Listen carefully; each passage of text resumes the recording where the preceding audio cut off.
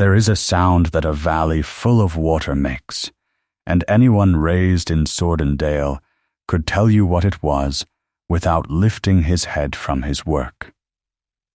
It was not the beck itself, though the beck ran the whole length of the dale, brown as strong tea after rain and clear as glass in the dry weeks. It was the wheels.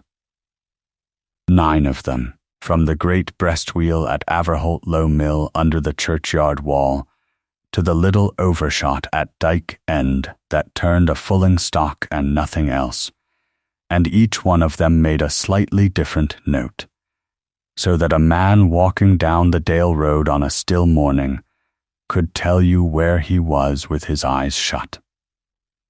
Eleanor Barrow had learned that walk before she learned her letters. Her father had carried her on his shoulders along the top of the embankment at Hardacre when she was 4 years old, with the new water lying black and enormous below them, and the puddle trench still open behind, and he had told her, in the flat, unhurried voice of a man who had never once raised it in his life, that water was the only thing in England that could not be argued with. You could argue with a magistrate, he said. You could argue with a bishop and sometimes win. You could argue with the price of wool, and with the weather, and with your own wife. But water went where the ground let it go, and it went there whether you had a title or not, and the whole art of a life, he said, was in knowing exactly where the ground would let it go, and in writing that down where it could not be lost. Josiah Barrow had built the Hardacre Reservoir with his own levels and his own men between the years 1804 and 1809, and he had built the head weir at Fell Foot, and the 4 miles of stone goit that carried the water along the north side of the dale at a fall of 1 inch in 90 feet, so exactly that men came from Manchester to walk it, and went home saying very little. He was a millwright by trade, and the son of a millwright, and he had begun with a wooden pit wheel and a pocketful of borrowed money, and when he died in the February of 1816, he was worth £111,000, and had never owned a carriage, and had never in his life been asked to dine at Averholt Hall, whose 9 mills ran on the water he had impounded, and whose rents he had made possible. His daughter had his hands.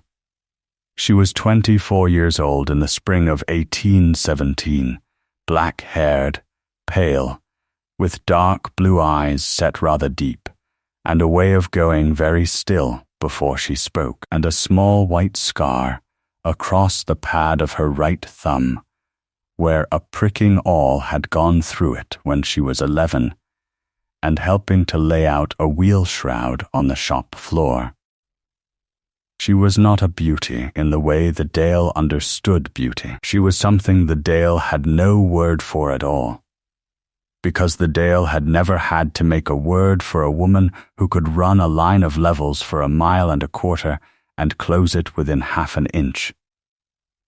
She had done that at 17, with her father sitting on a stone smoking and pretending to look at the sky. He had checked the book that night and said nothing about it, and the next morning he had bought her a brass-cased level of her own from Troughton in London, £22, and had it engraved on the underside where nobody would see it, and had given it to her at breakfast, wrapped in a piece of blue flannel with no ceremony whatever. In the last 3 weeks of his life, when he could no longer get up the stairs and had his bed made up in the counting room among the field books, Josiah Barrow did 2 things.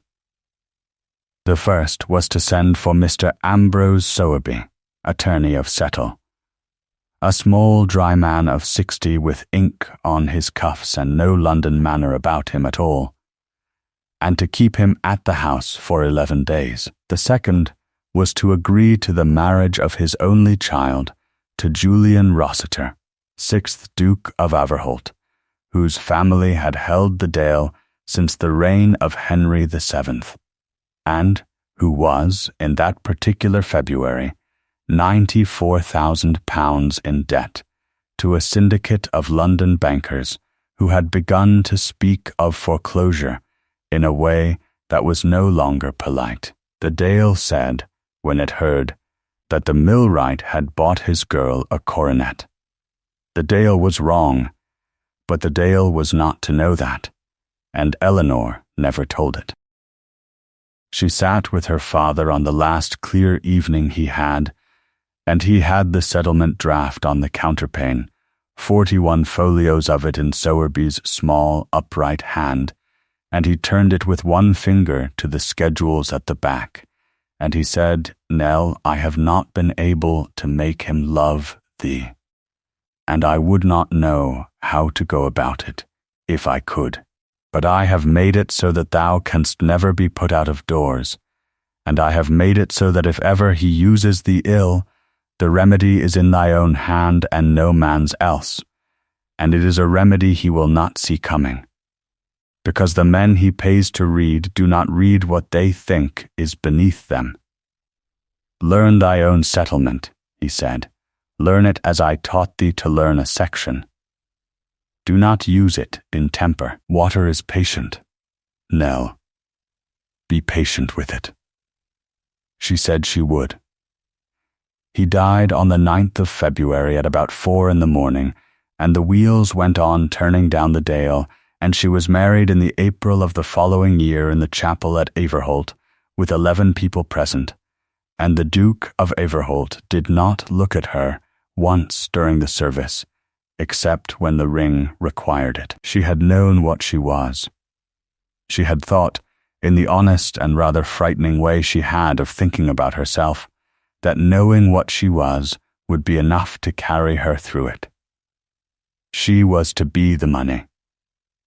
The money was to clear the mortgages on Averholt and on Thrapton and on Kirkwaite, and to pay the London syndicate off in full, and to leave something over for the roof of the West Range, which had been letting water in since her father was a boy. In return, she was to be a duchess, and to be housed and fed and clothed, and to be introduced to the county, and to bear a child if it pleased God, and to expect nothing else. She had gone into it with her eyes as open as her father's levels, and she had told herself that a woman who has never had a soft thing cannot be hurt by not being given one. She had been wrong about that, and she found out how wrong on a Thursday in the November of 1817, 7 months married, standing in the still room passage at Averholt Hall, with a bowl of quinces in her hands. The still room passage runs behind the small drawing room, and the wall between them is only lath, and a single course of brick, and there is a hatch in it, boarded over since the last duchess, but one, where the trays used to go through. The boards had shrunk. Eleanor knew they had shrunk because she had noticed it in June, and had written it in the small book she kept of things at Averholt that wanted doing, on a page with the guttering on the stable range, and the settled step at the dairy door, and the fact that nobody had cleaned the ash pit under the great kitchen chimney since before the wedding. She was on her way through with the quinces, because Mrs. Thirlby, the housekeeper, had said, in the flat, pleasant voice she used for it, that of course her Grace could carry them herself, if her Grace wished, the girls being all wanted upstairs for Mrs. Craven's boxes. Mrs. Aurelia Craven had arrived on the Tuesday. She was a widow of about 28, with a great deal of dark gold hair and a laugh that carried, and she travelled with a maid, a manservant, a small yellow dog, and 9 trunks, and she had been given the Chinese bedroom, which is the best in the house, and looks south down the dale to the water. Nobody had explained her. Nobody at Averholt explained anything to the Duchess of Averholt, on the general understanding that she would not know what to do with an explanation if she had one. Eleanor stopped in the passage because she heard her own name. It was not said unkindly. That was the thing she thought about afterwards, over and over, when she was lying awake with the wheels going in the dark. It was not said in temper, or in drink, or in the heat of a quarrel where a man says what he does not mean. It was said in the easy, amused, half-bored voice of a man telling a good story to somebody whose good opinion he wanted, and it was said with the particular carelessness that people use about furniture and weather and servants and other things that cannot hear. Mrs. Craven had asked what she was like. That was all. And the Duke of Averholt had said, "My dear, she is exactly what she was bought to be." Her father was a millwright at Sowden Bridge, who made a great deal of money out of ditches, and when he died he left me £94,000 and a daughter, and I confess I would have preferred the money on its own, but they came in one lot, and there was no bidding them apart. And Mrs. Craven had laughed, and asked what she brought besides, and the Duke had said, in the same voice, with a kind of affectionate weariness at the absurdity of it, 4 acres of wet moor at the head of the dale, my dear, and a chest of her father's ledgers, which she reads. That is the whole of it. 4 acres of bog and a woman who reads ledgers. Do not trouble yourself about her at all. She will not be in your way. She never is. Eleanor stood in the passage with the bowl of quinces in her hands. She could feel the cold weight of the china through her sleeves. She could smell the quinces, which are a smell she never afterwards liked.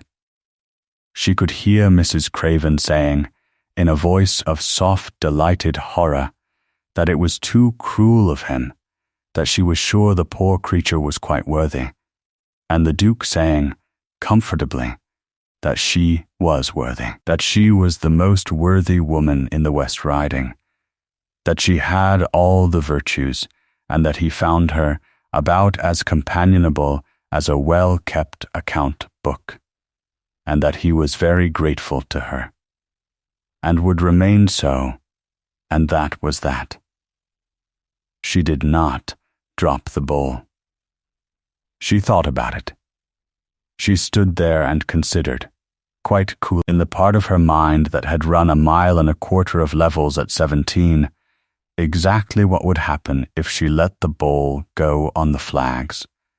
And she decided against it, because the noise would bring people, and people would look at her face, and her face at that moment was not a thing she wanted looked at. She carried the quinces to the still room. She set them down on the slab. She stood for perhaps 2 minutes with both hands flat on the cold marble, and then she went up the back stairs to her own room, and she did not cry then or later, and she got out the small book and turned to a clean page and wrote at the top of it, in her clear, even hand, the date, Thursday, the 13th of November, 1817. And under it she wrote one line, "Learn thy own settlement." It is worth saying plainly what a marriage settlement was, because the whole of what follows turns on it, and because in the year 1817 a great many people who ought to have known better did not trouble to find out. When a fortune married a title, the fortune did not simply hand itself over. It was tied up. Trustees were appointed, and property was vested in them, and the deed said in enormous and exhausting detail what was to happen to every part of it in every case that the drafting attorney could imagine, including the deaths of people not yet born.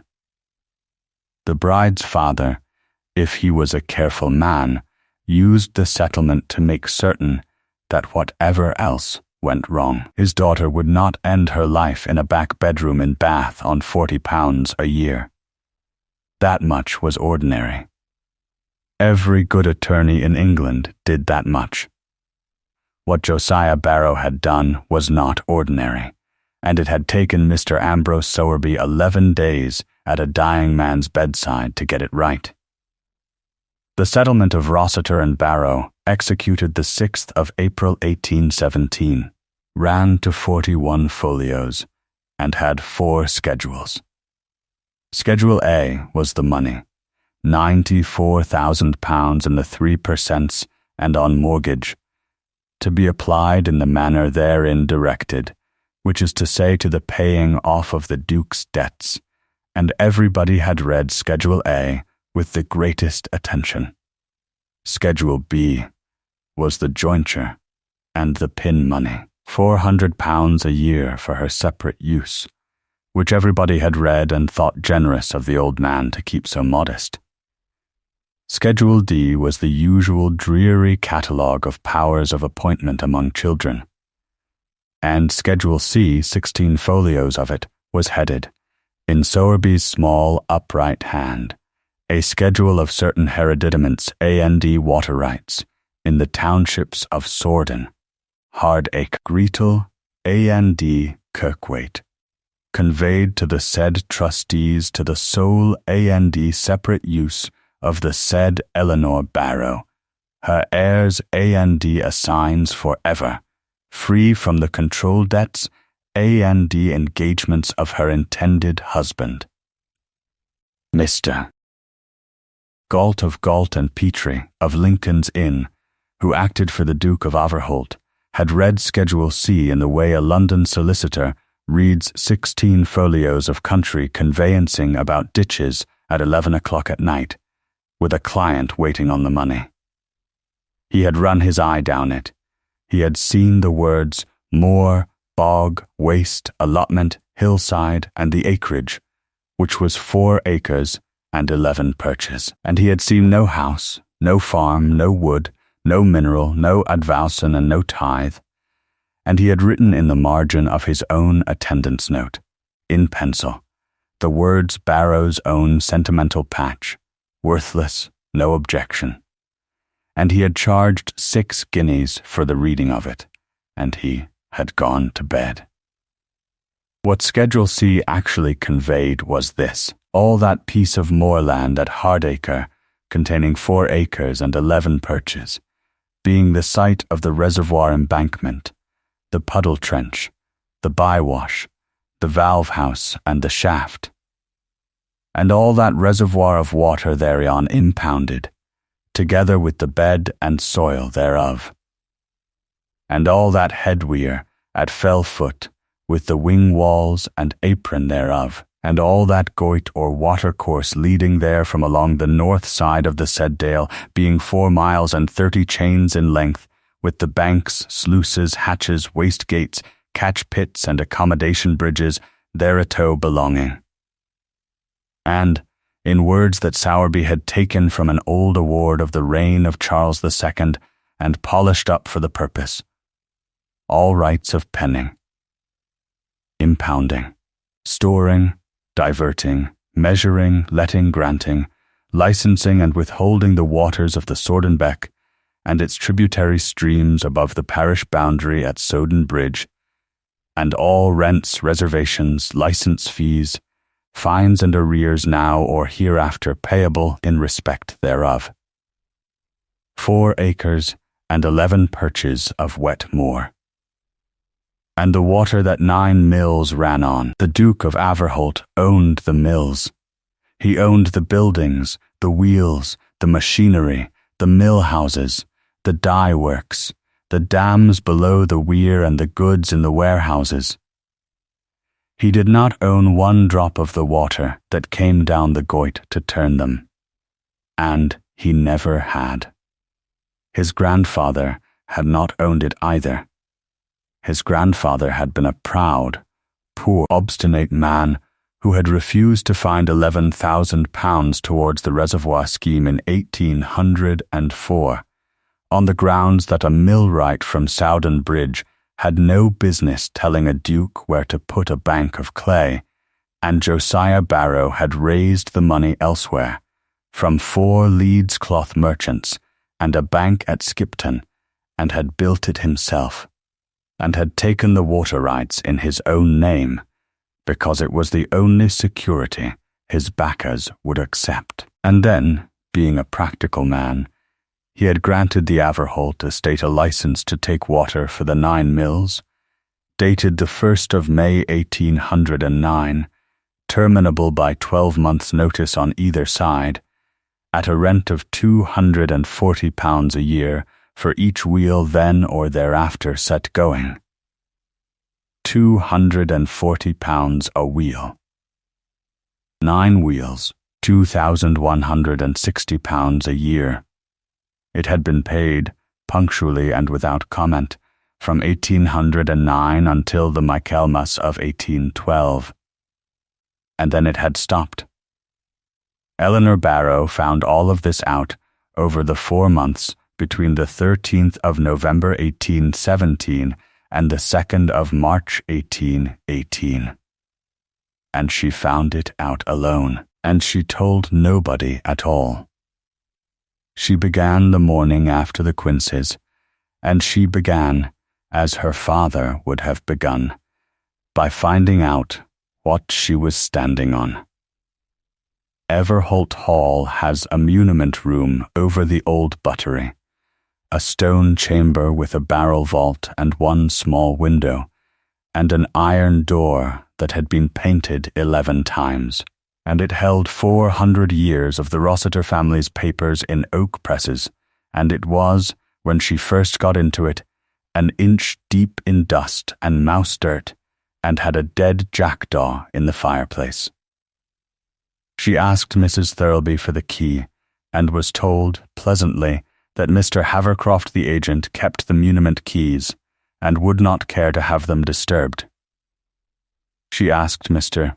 Havercroft, who was a big, handsome, smiling man of about 45 with very clean linen, and he said still more pleasantly that it was all lawyers' stuff up there, and would give her Grace nothing but a headache and a spoiled gown, and that if there was any particular thing her Grace wanted to know, he was entirely at her Grace's service, and would look it out himself. She said that she quite understood, and thanked him, and went away. 3 days later she wrote to Mr. Ambrose Sowerby, attorney of Settle, and asked him for an office copy of her own marriage settlement, complete with all schedules, and for a copy of every deed, license, award, agreement, and account in his custody relating to the estate of her late father, and she paid for it out of her own pin money. And she asked him to send it not to Averholt Hall, but to the White Lion at Soden Bridge, to be left till called for, in the name of Miss E. Barrow. Sowerby wrote back by return.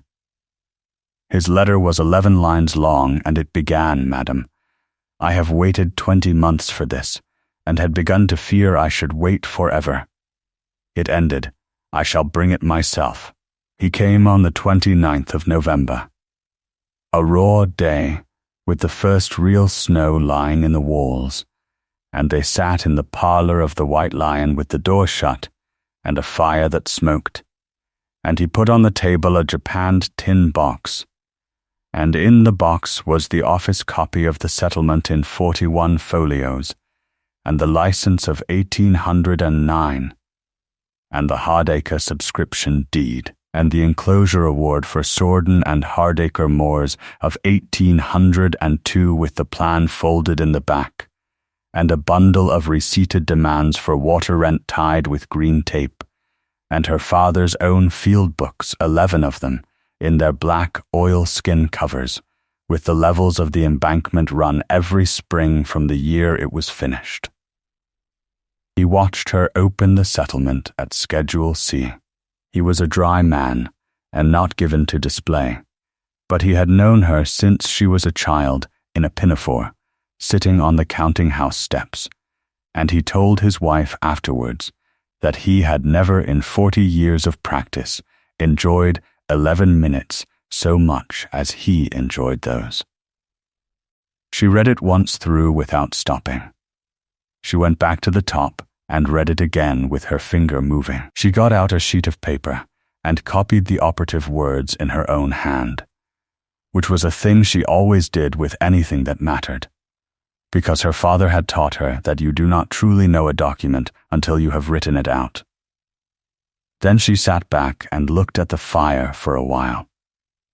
She said, "At last, Mr. Sowerby. Does he know?" Sowerby said, "His Grace?" "No, madam, His Grace signed what his London man told him to sign, and his London man told him it was 4 acres of bog." "I have the correspondence." "I kept it," she said, "and the license. It has not been paid since the Michaelmas of 1812. He said, "Not 1 penny. £12,960, madam, as at Michaelmas last, and I have demanded it in writing every half year for 5 years and a half, and every demand has gone to the estate office at Averholt, and been answered by Mr. Havercroft with the same 11 words, that the matter is in hand and will be attended to shortly. I have the answers. They are in the box. Your father instructed me not to sue, he said, and I remember it exactly. He said, 'Let it run, Sowerby, let it run, and let them get used to not paying. Debt that a man is used to not paying is a rope he has made himself and put round his own neck, and one day my girl may want the end of it.'" Eleanor Barrow sat in the smoky parlor of the White Lion, with the snow going past the window and the wheels going somewhere below in the dale, and she thought about her father lying in the counting room among the field books with 11 days of work still in him, and she found that her eyes were stinging, which they had not done in the still room passage, nor at the funeral, nor at her own wedding. She said, when she could, not in temper. "Sowerby, who did not know the reference, said, 'Madam.' She said, 'Something my father told me.' Mr. Sowerby, I want 3 things, and I want them slowly. I want every account of the 9 mills for the last 10 years, and I do not want the estate office to know I have asked. I want to know who has been receiving the compensation water at Greetle, because there is a hatch there that is standing 8 inches open, and there is no mill below it that I can account for. And I want to go up to Hardacre and run my father's levels myself, and I want to do it in March when the water is at its lowest. And I shall want 2 men who can hold a staff and keep their mouths shut." Mr. Sowerby wrote it down. Then he looked up over his spectacles and said, in a different voice, "Madam, forgive me. Is he unkind to you?" And Eleanor said, "No. He is not unkind. He has never once been unkind. He is careless of me, which I find is a good deal worse, because unkindness at least requires that a man remember you are in the room." She went back up the Dale Road in the snow with the tin box under her cloak, and that night at dinner the Duke of Averholt spoke to her twice. Once to ask whether she had been out, and once when Mrs. Craven made a joke about the Yorkshire weather, to say that his Duchess would no doubt defend it, being a native. Eleanor said that the weather in the Dale was reliable if you knew what to expect of it, and Mrs. Craven laughed her carrying laugh, and said that she supposed one could say the same of a great many things, and the table laughed, and the Duke looked at his wife for about a second and a half, with an expression that was not unkind, and was not anything else either, and went back to his soup. Now it must not be thought that Eleanor Barrow spent that winter in a fever of plotting, because that was not in her nature, and it was not what her father had taught her. What she did was slower and much more dangerous than plotting, and it went almost entirely unnoticed, which was the point of it. She began to keep house. She started with the ash pit under the great kitchen chimney, which had not been drawn in 3 years and was choking the flue, and she stood over the 2 men who drew it, and had the soot weighed, and had it carted to the kitchen garden and written down. She got the guttering on the stable range renewed at a cost of £11 4 shillings. She had the settled step at the dairy door taken up and relaid, and found when it came up that the drain beneath it had been broken since before the wedding, and that the dairy floor had been running foul water into the wellhead for 2 years, which explained a great deal about the health of the kitchen maids that winter. And she had the well cleaned and limed, and a new pump set, and she wrote it down. And because a duchess who is putting a house in order must see the accounts, she saw the accounts. All of them. She asked for them so mildly, and in such small pieces, and with such humble apologies for troubling anybody, that Mr. Havercroft, who was a big, handsome, smiling man and by no means a fool, but who had never in his life been afraid of a woman, let them come. A quarter's tradesman's bills here, the dairy book there, the stable book, the game book, the timber account, the mill wage sheets, the carriage of coal, the dye stuffs, the lime, the leather. She never asked for 2 things at once, and she never asked twice for the same thing, and she always sent everything back within 3 days with a civil note. And by the middle of February 1818 she had, in a locked deal box under her own bed, a fair copy in her own hand of the working accounts of the Averholt estate for 6 years. And there was not a soul at Averholt who knew it existed. She did the sums at night, sitting up in the small room off her bedchamber with 2 candles and her father's brass level, standing on the mantelpiece where she could see it. And at about 1:30 in the morning of the 19th of February, she found the thing she had been half expecting since November. And it was worse than she had expected. The estate was not poor. That was the first shock. Her £94,000 had cleared the mortgages entirely, and the 9 mills between them were making, in a fair year, upwards of £19,000, and the land brought in 4,300, and the whole concern was in better health than it had been for 80 years. And yet the money was not there. There was, in the year just gone, £6,800 that the estate had earned, and that had simply gone, and it had gone in pieces, in 50s and 100s and 80s, under headings that were perfectly proper and perfectly ordinary, and that added up to a quiet river running out of the house.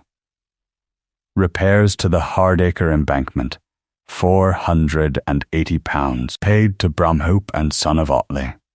Puddle clay and carriage, £220, Bromhope and Son.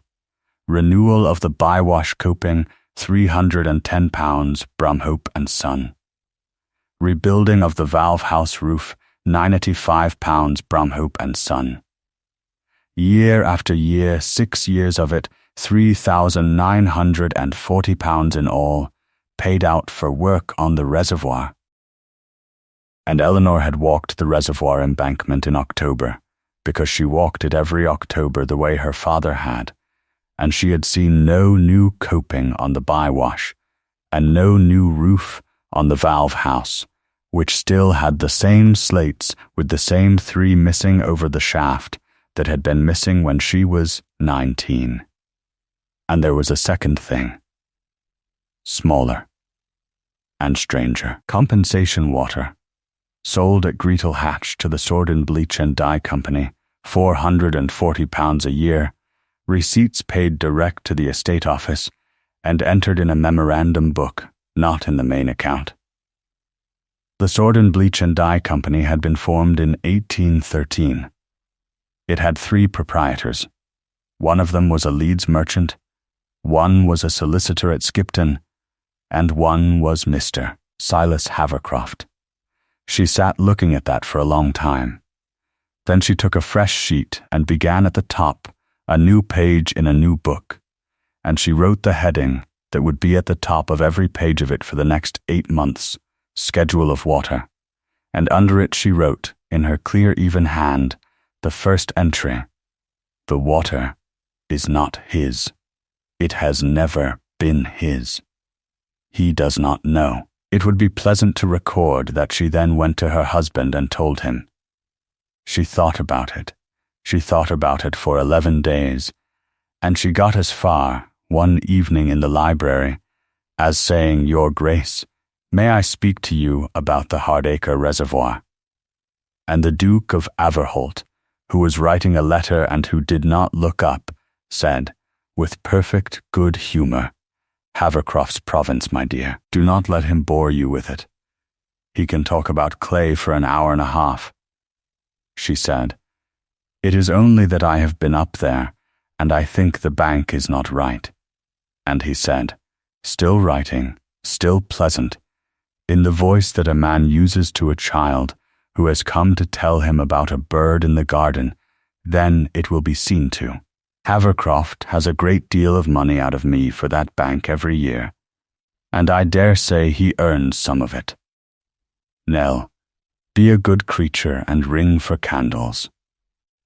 Nell, it was the only time in a year of marriage that he had called her by the name her father used, and he did it without knowing he had done it, and she stood there with her hand on the bell rope and understood, with a completeness that surprised her, that she was not going to be believed about anything at all until she could make the ground itself say it for her. So she went to the water. She went up to Hardacre on the 4th of March, 1818, on a morning of hard, bright cold, with the drawn-down reservoir showing 11 feet of bare stony margin all round it, and she took with her a boy from the Soden Bridge smithy who could carry. And she took her father's brass level and the 11 black field books, and at the valve house she found Jonas Kettlewell sitting on the step in the sun, splicing a rope. Kettlewell was 61 that year. He had been her father's dam keeper since the water first came up in 1809, and he lived in the 2 rooms at the end of the valve house, with a stove and a barometer, and a picture of the launching of a ship he had never seen. And his whole employment consisted of going round the works twice a day, keeping the gauge, working the valves, and writing in a book. He was a small, square man, bald as an egg, with white eyebrows like tufts of wool, and a face weathered to the color of a saddle. And when he saw who was coming up the bank, he stood up and took his hat off and said, Well, she said. Well, Jonas, he said, I thought thou'd come afore now. She said, I thought so too. Jonas, I am going to run the levels. And the old man put his hat back on and said, in a voice that had gone suddenly rough, I thou'd best. I've been writing in yon book for 4 year, missus, and I've been sending it down to the office every quarter day, and I might as well have been writing it on the water for all the good it's done. Thou go and get thy staff. I'll fetch the tape. They were 4 days about it, working from the benchmark her father had cut into the gatepost of the old sheepfold, which had not moved since 1804, and which was the one fixed thing in the whole valley. She ran a line of levels along the crown of the embankment at 11 chains interval, 940 yards of it, and she ran a second line along the outer toe. And she measured the freeboard from the crown to the water at 7 points, and she took the depth over the shaft, and she opened the valve house and read the gauge, and then went out and measured the actual water against the actual stone, and found that the gauge was reading 11 inches low, because somebody had reset the float. Then she sat down in the valve house with her father's field books and did the comparison, and this is what she found. The crown of the Hardacre embankment, when her father finished it in 1809, stood at 68 feet above the benchmark, dead level from end to end within 1.5 inches. In March 1818 it stood at 68 feet along the eastern half, and at 66 feet 4 inches over a length of about 130 yards in the middle, above the deepest part of the old valley, where the bank had settled 20 inches into its own foundation, and nobody had ever raised it back. That alone was serious but not fatal. Banks settle. Her father had allowed for settlement. The second thing was fatal, and she understood it in the 4 seconds it took her to write down the figure. Josiah Barrow had set the top water line at 54 feet. He had written it in the front of every field book, underlined twice, in the same words each time, top water 54. Never above 14 feet of bank above the water and no less, and the bywash cut at 54 so that she cannot come higher. In March 1818, at the lowest drawdown of the year, in the driest week of the driest month, the water at Hardacre stood at 51 feet 9 inches, and the marks on the stone of the valve house shaft, the green-black tide marks of weed and lime that water leaves, showed where it had been standing all the previous summer and autumn. It had been standing at 61 feet. Somebody had raised the top water line 7 feet, and Eleanor, going along the bywash with the tape, found out how it had been done. The bywash, which is the overflow, the throat of the whole thing. The one arrangement that makes it impossible for a reservoir to fill higher than its designer intends, had been dammed across with a wall of dressed stone 11 courses high, neatly built, well pointed, 6 years old, and the bill for building it was in the estate accounts under the heading rebuilding of the bywash coping, £310, Bramhope and Son. It was not an accident, and it was not neglect. It was a decision. More head means more power. More power means more hours the wheels can run in a dry August. More hours means more cloth. Somebody had looked at the works of a dead millwright and had concluded that the dead man had been overcautious and had bought himself 7 extra feet of water and £440 a year of it sold quietly to his own dye company at Greetle, and had spent 6 years being paid £4,000 to maintain a bank he had never touched. And the bank could not carry it. She knew that before she measured the seepage, and she measured it anyway, because her father would have. There were 11 separate wet places along the outer toe of the embankment, where there had been 3 in her father's last book. 2 of them ran clear. 9 of them ran cloudy, and 1, at the eastern end of the settled length, ran the color of milky tea, and had built itself a little fan of fine grey silt 11 feet across in the pasture below. Clear water coming through a bank is a nuisance. Cloudy water coming through a bank is the bank leaving. She sat on the step of the valve house in the cold sunshine with the field book on her knee, and Jonas Kettlewell stood beside her and did not say anything for a long time. And then he said, "How long?" She said, "I do not know." That is an honest answer, and it is the only one anybody can give.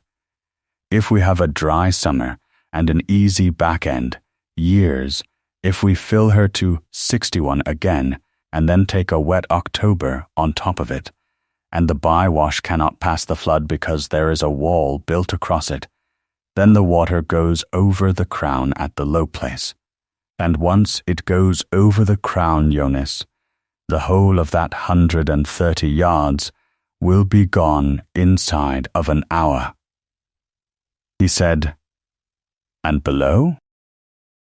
And she said, Because they both knew, and because it had to be said out loud once, below is the Goit and the road and Hardacre village, and Soden bridge, and the low mill and the mill houses, and 411 people.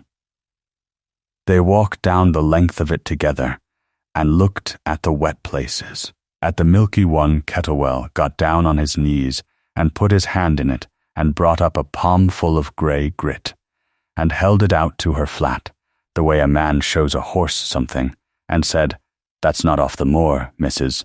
That's puddle. That's thy father's clay coming out. She wrote in the book, 6th of March, 1818.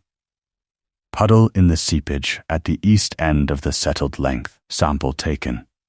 Witnessed by J. Kettlewell, and then she did the thing that everybody afterwards agreed was the sensible, proper, correct thing, and that failed completely, and she did it 3 times. She wrote first to Mr. Havercroft formally, as Duchess of Averholt, setting out the levels and the seepage, and the wall in the bywash, and asking that the reservoir be drawn down to 54 feet, and kept there, and that the wall be taken out, and that Bramhope and Son be instructed to open a trench at the east end. Mr. Havercroft replied within 2 days, and his letter was a small masterpiece. He was infinitely obliged to her Grace for her interest. He was bound to say, with the greatest respect, that a reservoir was a difficult thing for anyone not bred to it. He had himself the reports of Bramhope and Son, who were the first men in the trade, and Bramhope and Son were entirely satisfied. As to the wet places, all embankments wept. It was in their nature. His late lamented father-in-law, if he might be permitted to say so, had been a very great man, but had latterly, as her Grace would perhaps allow, become somewhat fixed in his opinions. He would give the matter his earliest attention. He was her Grace's most obedient. She wrote second to Bramhope and Son of Otley, over her own signature, asking for copies of their reports on the Hardacre embankment for the years 1812 to 1817.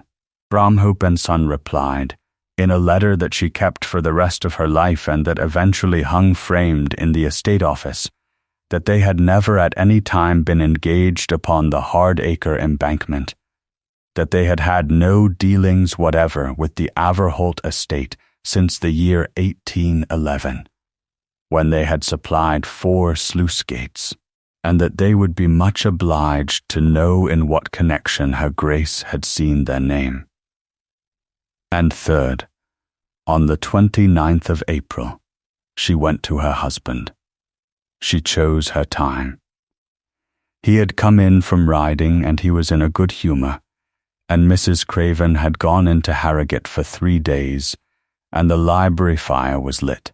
She had with her the field books and her own book of levels and a letter from Bramhope and Son, and she had rehearsed it in the plainest words she could find, and she had made herself a rule, which was that she would not once mention the settlement, or the licence, or the £12,960, because she did not want to be right about the money. She wanted to be believed about the bank. She was in that room for 50 minutes. She laid it out the way her father would have laid it out.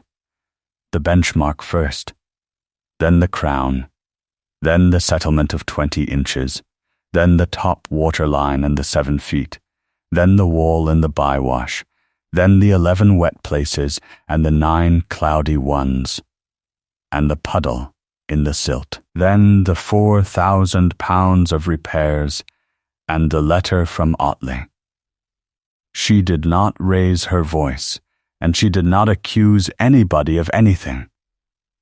She put the letter from Bromhope and Son on the table last, and she said, "Somebody has been paid £3,940 of your money for work that was never done, and the work that was not done is the only thing standing between Hardacre village and 1,100 million gallons of water." The Duke of Averholt picked up the letter and read it twice. She watched him do it, and she saw for one moment something move behind his face that she had never seen there before, and she thought, with a lift under her ribs that she was ashamed of afterwards, that she had got him. Then he put the letter down and said, "Where did you get these accounts?" She said, "From the estate office. I asked for them." He said, "You asked Havercroft for 6 years of the mill wage sheets and the timber account and the dye stuffs." She said, "Yes." And he said, "Nell, do you know what this is? This is a letter from a firm in Otley about a contract they say they never had, and a book of figures in your own handwriting.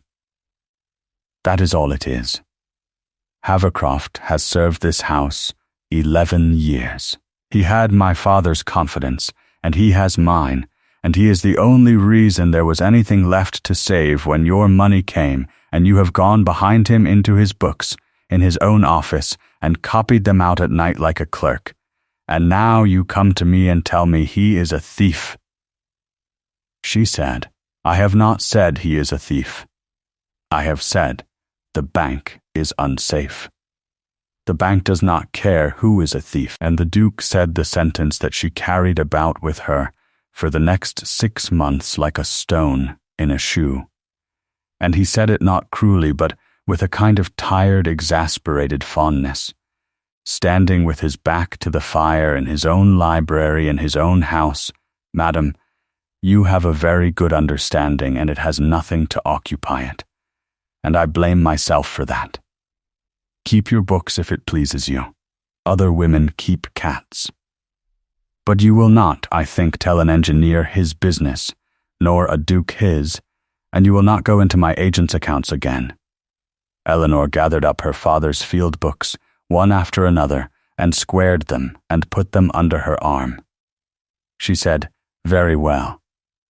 Then I shall tell you one thing more, and then I shall not speak of it again. It is the 4th of May in 11 days. My father's rule was that the reservoir must not stand above 54 feet at any season. If it stands above 54 feet this summer, and if we have a wet October, you will not need me to tell you anything, because you will be able to hear it from this room."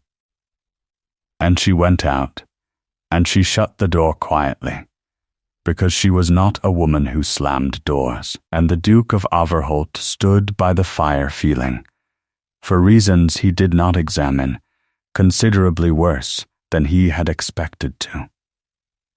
Now, if this were a different sort of story, the Duchess of Averholt would have gone to law that summer. She had the whole of it in her hand. She had a settlement that made her the absolute owner of the water.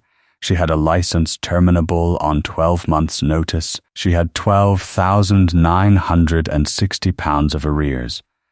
And she had in the accounts enough to put Mr. Silas Havercroft in front of a jury at York. Any attorney in England would have told her to strike, and to strike at once and to enjoy it. She did not strike. She did what her father had told her to do on the last clear evening of his life, which was to be patient with water. And she spent the summer of 1818 doing 3 things, none of which looked like anything at all. The first was that she took her own advice about the ground, and she went and stood on all of it.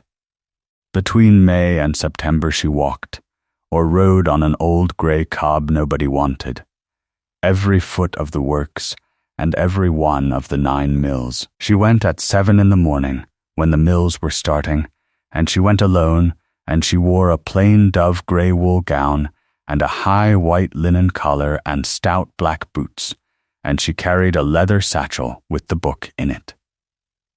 She began at Averholtlow Mill under the churchyard wall, and she finished, in the last week of August, at Dyke End, and at every mill she measured the fall, and counted the wheels, and timed the wheel against a watch, and wrote down the width of the buckets, and the state of the shroud, and the depth on the sill.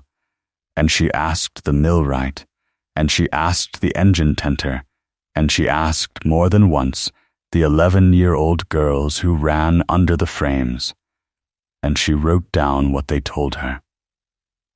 The Dale did not know what to make of her at first. A duchess in a mill yard at 7 in the morning is a thing that gets talked about, and for the first month what got talked about was that she was spying for the agent. Then at Kirkwhite, in the middle of June, the shaft of the second wheel ran hot, and the mill stopped, and the manager was for keeping it running with a wet sack on the bearing until dinner. And the Duchess of Averholt, who happened to be standing in the wheel pit with her book, said, "You will do no such thing. That brass is running, and if it seizes at speed, the wheel will take the sill out, and the whole of that gable with it. Wedge the hatch, let her down, and send for a millwright, and I shall pay the men their time out of my own pocket for the day, and I shall write down that I stopped you." And the mill stopped, and the brass came out in 3 pieces, and the second wheel at Kirkwhite ran for another 40 years. After Kirkwhite the Dale changed its mind about her, and it changed its mind all at once, in the way that valleys do. By August she could not walk from Soden Bridge to Greetle without 11 people stopping her, and what they stopped her for was not curtsying. It was to tell her things, that the hatch at Greetle ran night and day now and never had before, that the water at Ing Mill had been short every August since the dye work started, that Mr. Havercroft's brother-in-law carted the coal, that old Sam Ferrand, who had kept the gauge at Fellfoot before Kettlewell, had been turned off in 1813 for putting in a report about the bywash, and lived now at Greetle with his daughter, and would talk to her if she went. She went. He talked. She wrote it down and had him make his mark, and Jonas Kettlewell witnessed it, and it went into the book. The second thing she did that summer was the thing nobody saw, and it was the thing that mattered. She began to make the document. It was not in the end one document. It was 4, and they were bound together in one book, a great flat folio 2 feet by 15 inches, in dark green calf, made for her by a bookbinder at Skipton at a cost of £3 11 shillings, out of her own pin money, and she wrote every word of it herself in her clear, even hand. And it took her from the 12th of May to the 21st of September, working at night with 2 candles. The first part was the title.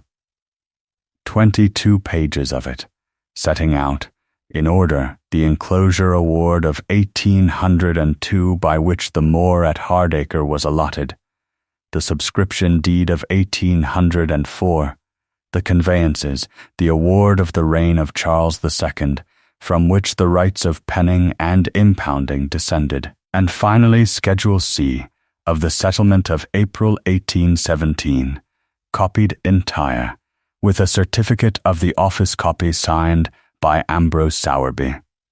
It proved step by step, so that a magistrate or a banker or a jury could follow it without help, that Eleanor Rossiter, formerly Barrow, was the absolute owner in equity, for her sole and separate use, free from the control debts and engagements of her husband, of the water of Sword and Beck above the parish boundary. The second part was the license and the arrears. The license of the 1st of May 1809, copied entire. The demands, 12 of them, half yearly, with the dates. The 11-word replies from the estate office, all 12 of them, copied out one under another, so that the sameness of them was itself an argument. And then the account, 9 wheels at £240, £2,160 a year, from Michaelmas 1812 to Michaelmas 1818, £12,960, with interest at 4%, £1,891, total £14,851. The third part was the survey, and it was the heart of it. Every level she and Kettlewell had run, tabulated against her father's, column by column, year by year, so that the 20 inches of settlement stood up off the page. The bywash, drawn to scale in section, showing the 11 courses of dressed stone built across the throat of it, with the date of the bill that paid for it. The 11 seepages, numbered and located by chainage, with the color of each and the date first observed, and the name of the witness. The tide marks on the shaft. The reset float on the gauge. Sam Ferren's statement with his mark. The letter from Bromhope and son of Otley, and beside it the schedule of 4 payments totaling £3,940 made to Bromhope and Son by the estate office, with the dates and the initials in the ledger, which were not the initials of any Bromhope, and the calculation, in the plainest arithmetic she could make it, of the quantity of water standing at 61 feet against the quantity the bywash could pass in a flood, which came out at rather less than a third of what a wet October would bring down off the moor. And the fourth part was the one that took her longest, because it was the only part that was not simply true, but had to be right. It was a deed. Or rather it was the draft of one, settled with Mr. Sowerby over 4 journeys to settle, that she made on the pretense of visiting a lace woman there, and it was headed A. Grant of Water, in perpetuity. By it Eleanor Rossiter being absolutely entitled, granted to the mills of Swordendale the right to take the water forever, at a fixed rent of £120 a wheel, which was half what her father had charged, on 9 conditions. That the reservoir should never at any season stand above 54 feet, that the bywash should be opened to its original section and never obstructed, that the works should be inspected every March and September by an engineer appointed by trustees, and his report read aloud at a public meeting in the Dale, that the dam keeper should hold his place for life, and be removable only by the trustees, so that no man who reported a leak could ever again be turned off for it, that no water should be sold to any concern in which the agent, the steward, or any officer of the estate held an interest, that the rent should be paid not to her but to a trust for the Dale, and applied first to the maintenance of the works, and after that to a school at Sowden Bridge, and a fund for men hurt in the mills. That the mill hands should be paid weekly in money, and not in goods at any shop. That no child under 10 should be set to work under a frame at any mill, taking the water, and that the whole of it should bind her heirs and assigns for ever, and could not be revoked by her, nor by her husband, nor by anybody at all. There was one other thing that happened that summer, and it deserves to be set down, because it was the only time in the whole business that Eleanor Rossiter came near to losing her temper, and because of what came of it 3 months later. On a Thursday at the end of July, she was at Thrapton Mill at 7 in the morning, measuring the fall at the tail race. And Mrs. Aurelia Craven came down the dale in the barouche with 2 ladies from Harrogate to see the mills, which was a thing fashionable people did that year, and the manager took them round, and they came out into the yard where the Duchess of Averholt was standing in a wet gown, with a rule in her hand and her boots in 3 inches of water. Mrs. Craven was perfectly civil. She always was. She said what a picture it made, and how quaint it all was, and how she could not imagine how anybody bore the noise, and one of the Harrogate ladies said that the little girls were so clean and neat, quite unlike what one heard, and Mrs. Craven laughed and said that her Grace must be quite an authority by now, and would no doubt tell them all about it, and looked at the 2 ladies while she said it. Eleanor said, "They are not clean, they are white. It is the dust off the rovings, and it settles in the hair, and it is the reason the girl behind you is coughing.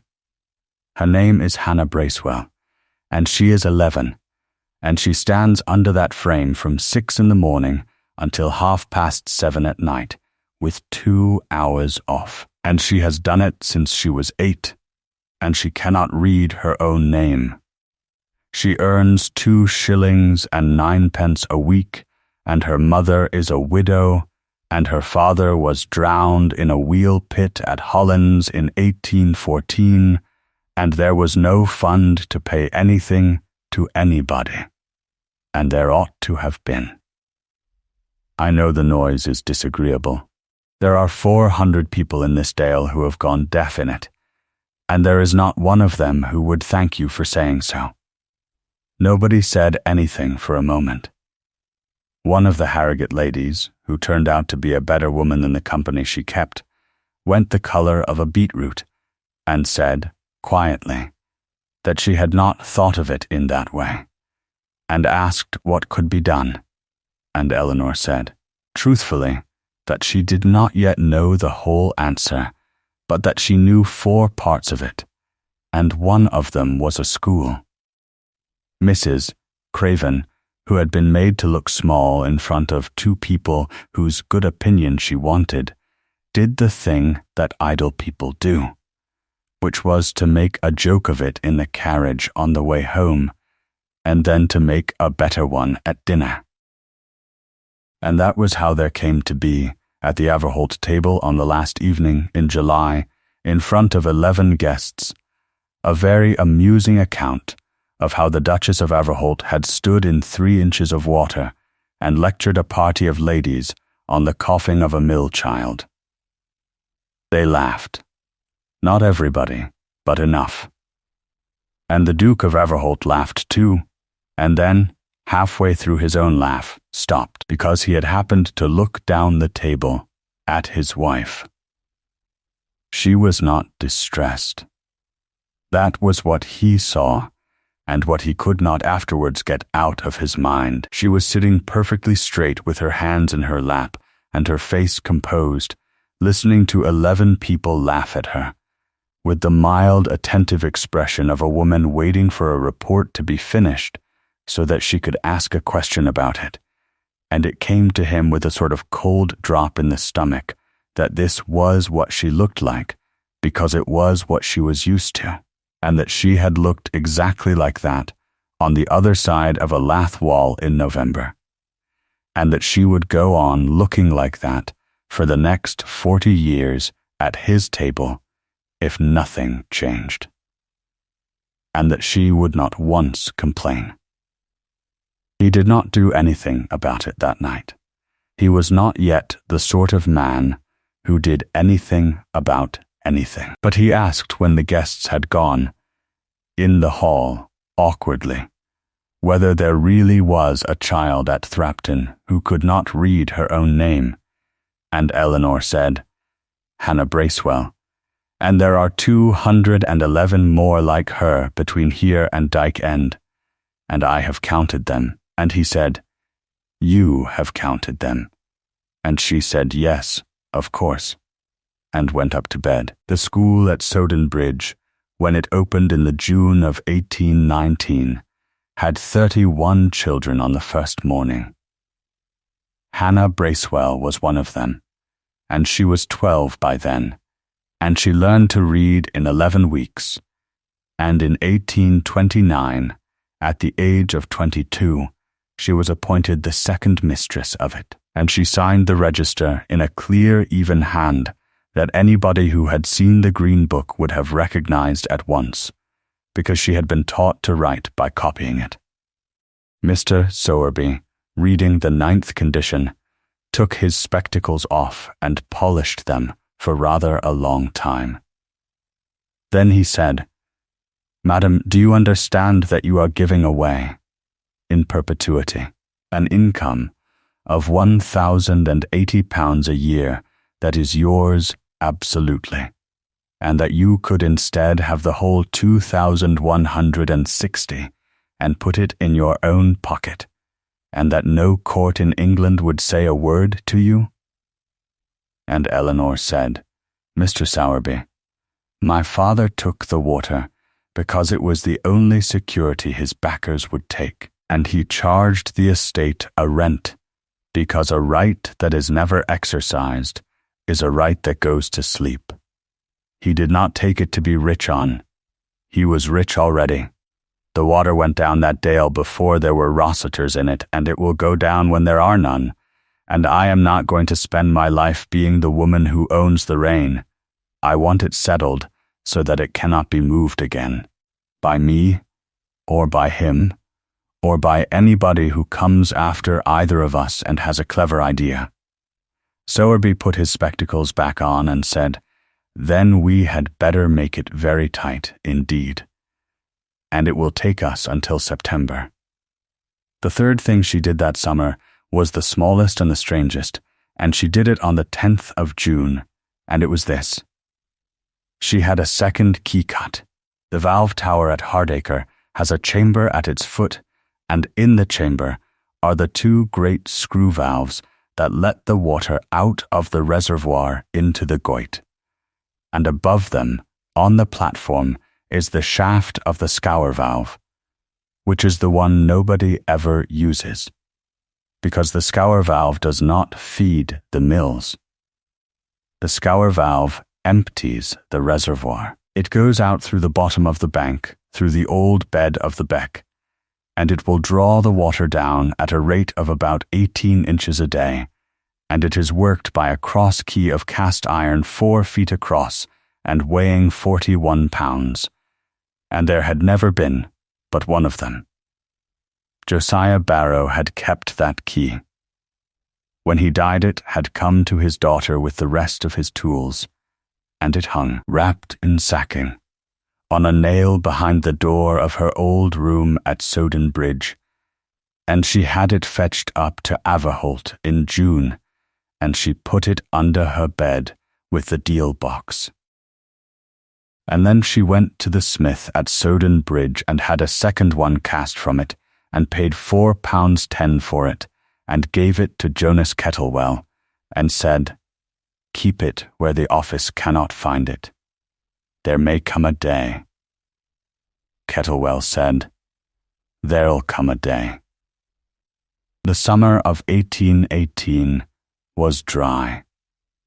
It was very dry. From the middle of June to the 24th of August there were 11 days of rain in the West Riding, and none of them worth the name, and the moor went brown, and the beck below Soden Bridge ran so thin that the boys walked up the middle of it, and the mills, which in a normal August would have been standing 3 days a week for want of water, ran 10 hours a day, every day, without a break. They ran because the reservoir at Hardacre was standing at 61 feet.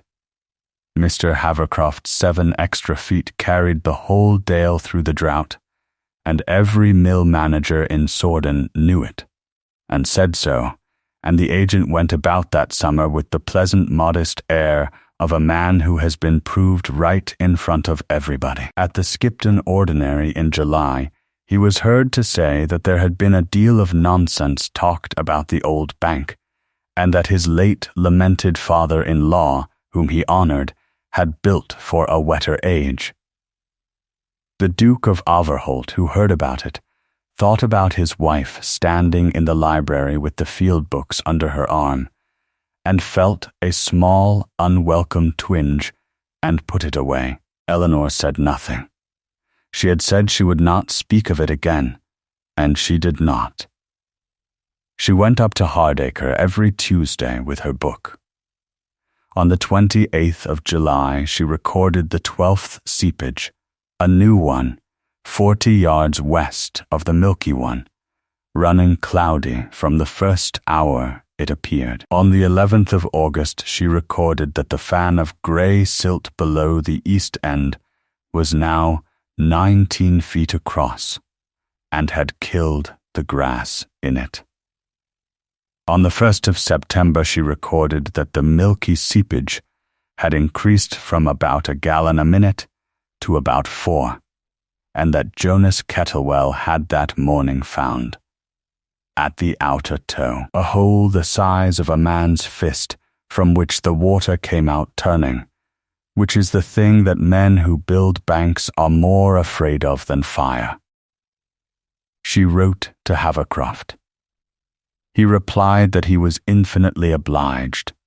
She wrote, on the 2nd of September, over her own name, to the 2 magistrates of the division, to the vicar of Sordon, to the Leeds Bank that held the mill's account, and to the managers of all 9 mills, a short letter of 11 lines, stating the facts of the levels and the by-wash and the seepage, and asking each of them to attend at the Cloth Hall at Sodon Bridge on Tuesday the 6th of October at noon, when a matter concerning the water of the Dale would be laid before them.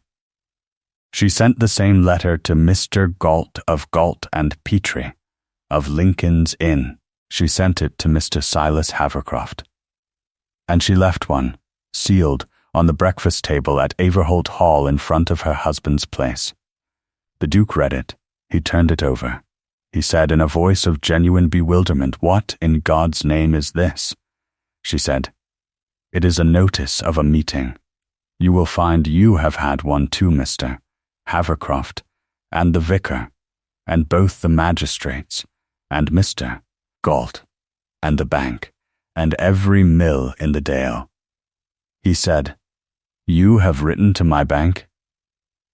She said, "I have written to the bank that keeps the mill account, on a matter concerning the water." Yes, there was a silence at that breakfast table that Mrs. Craven afterwards described to 11 separate people in Harrogate, always slightly differently. Then the Duke of Averholt put the letter down and said, "Quite quietly, madam, you will withdraw it." And Eleanor Rossiter buttered a piece of bread and said, "No." It is necessary to say something here about the Duke of Averholt, because otherwise what happened afterwards will not be believed, and because it would be easy, and false, to make him a villain. He was 33 years old. He had inherited at 22 an estate that was rotten with debt and a father's reputation for spending, and he had been told from that day to this that the whole art of his position was to look untroubled and let better men handle the details. He had learned to do it beautifully. He had a good eye for a horse and a good ear for music, and he read Latin for pleasure, and he had never in his life done a single thing that could be checked. And he had married a millwright's daughter for £94,000, and had found her silent and grey and exhausting to be near, because everything about her was checkable and nothing about him was. And he had dealt with that the way he dealt with everything, by being charming to somebody else in another room. He was not a cruel man. He was something that does at least as much damage, which is a man who has never once been made to look at the consequences of anything. He looked at them at noon on Tuesday the 6th of October, 1818, in the Cloth Hall at Soden Bridge, in front of 140 people. The Cloth Hall is a plain oblong stone room with a gallery on 3 sides and a set of scales at the end, and on an ordinary Tuesday it holds pieces of undyed kersey and about 11 merchants. That Tuesday it held both magistrates of the division, the vicar of Sorden and the curate of Hardacre, the managers of all 9 mills, 3 of the 4 lead subscribers who had put up the money for the reservoir in 1804 or their sons, the agent of the Leeds Bank, Mr. Galt of Galt and Petrie come up from London by the mail in an extremely bad temper, Mrs. Silas Havercroft in very clean linen, Mrs. Aurelia Craven in crimson silk and jet with a small yellow dog on her arm, having come, she told everybody, purely for the amusement of it, the Duke of Averholt, and about 100 people out of the Dale who had no business there at all, and had come anyway, standing along the walls and packed into the gallery, in clogs, on a working day. Eleanor came in at 5 minutes to 12 with Jonas Kettlewell carrying the green book behind her, and Mr. Ambrose Sowerby on her other side with the tin box. And she was wearing the plain dove grey wool gown, and the high white linen collar, and no jewellery of any kind. And there was one ring on her hand, and it was the one the Duke had put there in the chapel 18 months before.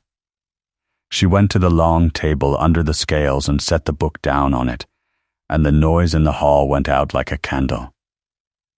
She said, "My lords, gentlemen, I am obliged to you all for coming. I shall be as short as I can, and everything I say is proved in this book, which will lie here on this table until 8 o'clock tonight, and any man in this hall may come and turn it over, and I will answer any question that is put to me." She said, "On the 4th of March this year I ran a line of levels along the crown of the Hardacre embankment from my father's benchmark at the sheepfold. Over 130 yards in the middle, above the old channel. That bank has settled 20 inches and has never been made up. My father set the top water line at 54 feet and wrote it in the front of every book he ever kept. Since the summer of 1812, that reservoir has been standing at 61 feet, 7 feet above the line. It is standing at 61 feet at this moment. While I am speaking to you, somebody in the gallery said, quite audibly, God help us. She said, it stands at 61 feet because the bywash, which is the overflow, and which my father cut at 54 so that the water could never come higher whatever anybody wished, has been dammed across with 11 courses of dress stone. The section of it is drawn in this book. The stone is there this morning, and any of you may walk up and put your hand on it. The bill for building it is in the estate accounts, and it is entered as the rebuilding of the bywash coping, £310. She said, along the outer toe of that bank there were 3 wet places when my father last measured it. There are 12 now. 9 of them run cloudy. One of them, at the east end of the settled length, has laid down a fan of grey silt 19 feet across, and on the 1st of September the dam keeper found at that place a hole the size of a fist, with the water coming out of it turning. I have the sample here in this jar. It is not more grit. It is puddle clay. It is the core of the bank, and it is coming out. She let them look at the jar. Then she said the thing she had come to say. She said, for 6 years this estate has paid Bramhope and son of Otley for the maintenance of that embankment. 4 payments. £3,940. Here is the schedule of them with the dates, copied from the estate ledger. And here is a letter dated the 11th of April this year from Bramhope and son of Otley, which I shall read entire, and which says that they have never at any time been engaged upon the Hardacre embankment, and have had no dealings with this estate since 1811, and would be obliged to know in what connection her Grace has seen their name. She read it entire. It took 40 seconds. When she had finished, you could hear the scales creaking on their chains at the end of the hall. Mr. Silas Havercroft stood up. He was a big, handsome, smiling man, and he did it well. He was on his feet before the noise started, and his voice went over the top of it. He said that this was a most improper proceeding, that a private matter of accounts was being made a public spectacle by a lady who had, he was sorry to say, been encouraged in a great deal of dangerous nonsense, that he had served this family 11 years, that the letter from Otley was doubtless a confusion of clerks, and that he would answer every farthing of it to his Grace in his Grace's own room, as was proper, and not in a cloth hall to a mob. And Eleanor said, without any heat at all, Mr. Havercroft, sit down. I have not finished, and when I have, you will find that the accounts are the least of what has happened to you. She turned over 3 leaves of the green book. She said, the Sword and Bleach and Dye Company was formed in 1813. It takes £440 worth of water a year at Greetle Hatch, and the hatch stands 8 inches open night and day, and the water it takes is the compensation water that by the award of 1802 belongs to the beck below Soden Bridge for the use of the town. There are 3 proprietors of that company. Their names are in the register at Wakefield, and I have the office copy here. The 3rd of them is Mr. Silas Havercroft. She said, in 1813 the dam keeper at Fellfoot, Samuel Ferrand, put in a written report about the wall in the Bywash. He was turned off within the month. He is alive. He lives at Greetle with his daughter. He is sitting in the 2nd row, and he has made his mark to a statement in this book. And there is not a man in this hall who does not know that Sam Ferrand never told a lie in 70 years. And then Mr. Galt of Galt and Petrie stood up and said, with the weary insolence of a London solicitor addressing a provincial nuisance, that all this might be very shocking, but that he failed to see what standing her Grace had in the matter at all, that the reservoir, the Goyt and the weir were the property of the Averholt estate, that her Grace was, if he might say so without offence, a spectator, and that if there was any question of an action it must come from his Grace and from nobody else. There was a pause. Eleanor Rossiter looked at Mr. Galt for a moment, and afterwards 11 different people swore that she smiled, and Jonas Kettlewell, who was nearest, always said that she did not, and that what she did was to put one hand flat on the green book, the way her father used to put his hand flat on a drawing before he tore it up. She said, Mr. Galt, on the 4th of April 1817 you were sent the draft of my marriage settlement, and on the 5th you wrote to Mr. Sowerby of Settle approving it, and on the 6th it was executed. Have you read it? Mr. Galt said that he had settled it himself. She said, then you will not need me to read Schedule C.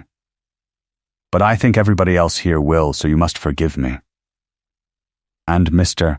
Ambrose Sowerby of Settle stood up with the office copy in his hand, and read Schedule C of the settlement of Rossiter and Barrow aloud, in a flat, dry country voice, to 140 people, and it took him 4 minutes and 11 seconds. He read the 4 acres and 11 perches of moorland at Hardacre, being the site of the embankment, the puddle trench, the bywash, the valve house, and the shaft. He read the reservoir thereon impounded together with the bed and soil thereof. He read the headweir at Fellfoot with the wing walls and the apron. He read the Goit, 4 miles and 30 chains, with the banks, sluices, hatches, waste gates, catch pits and accommodation bridges.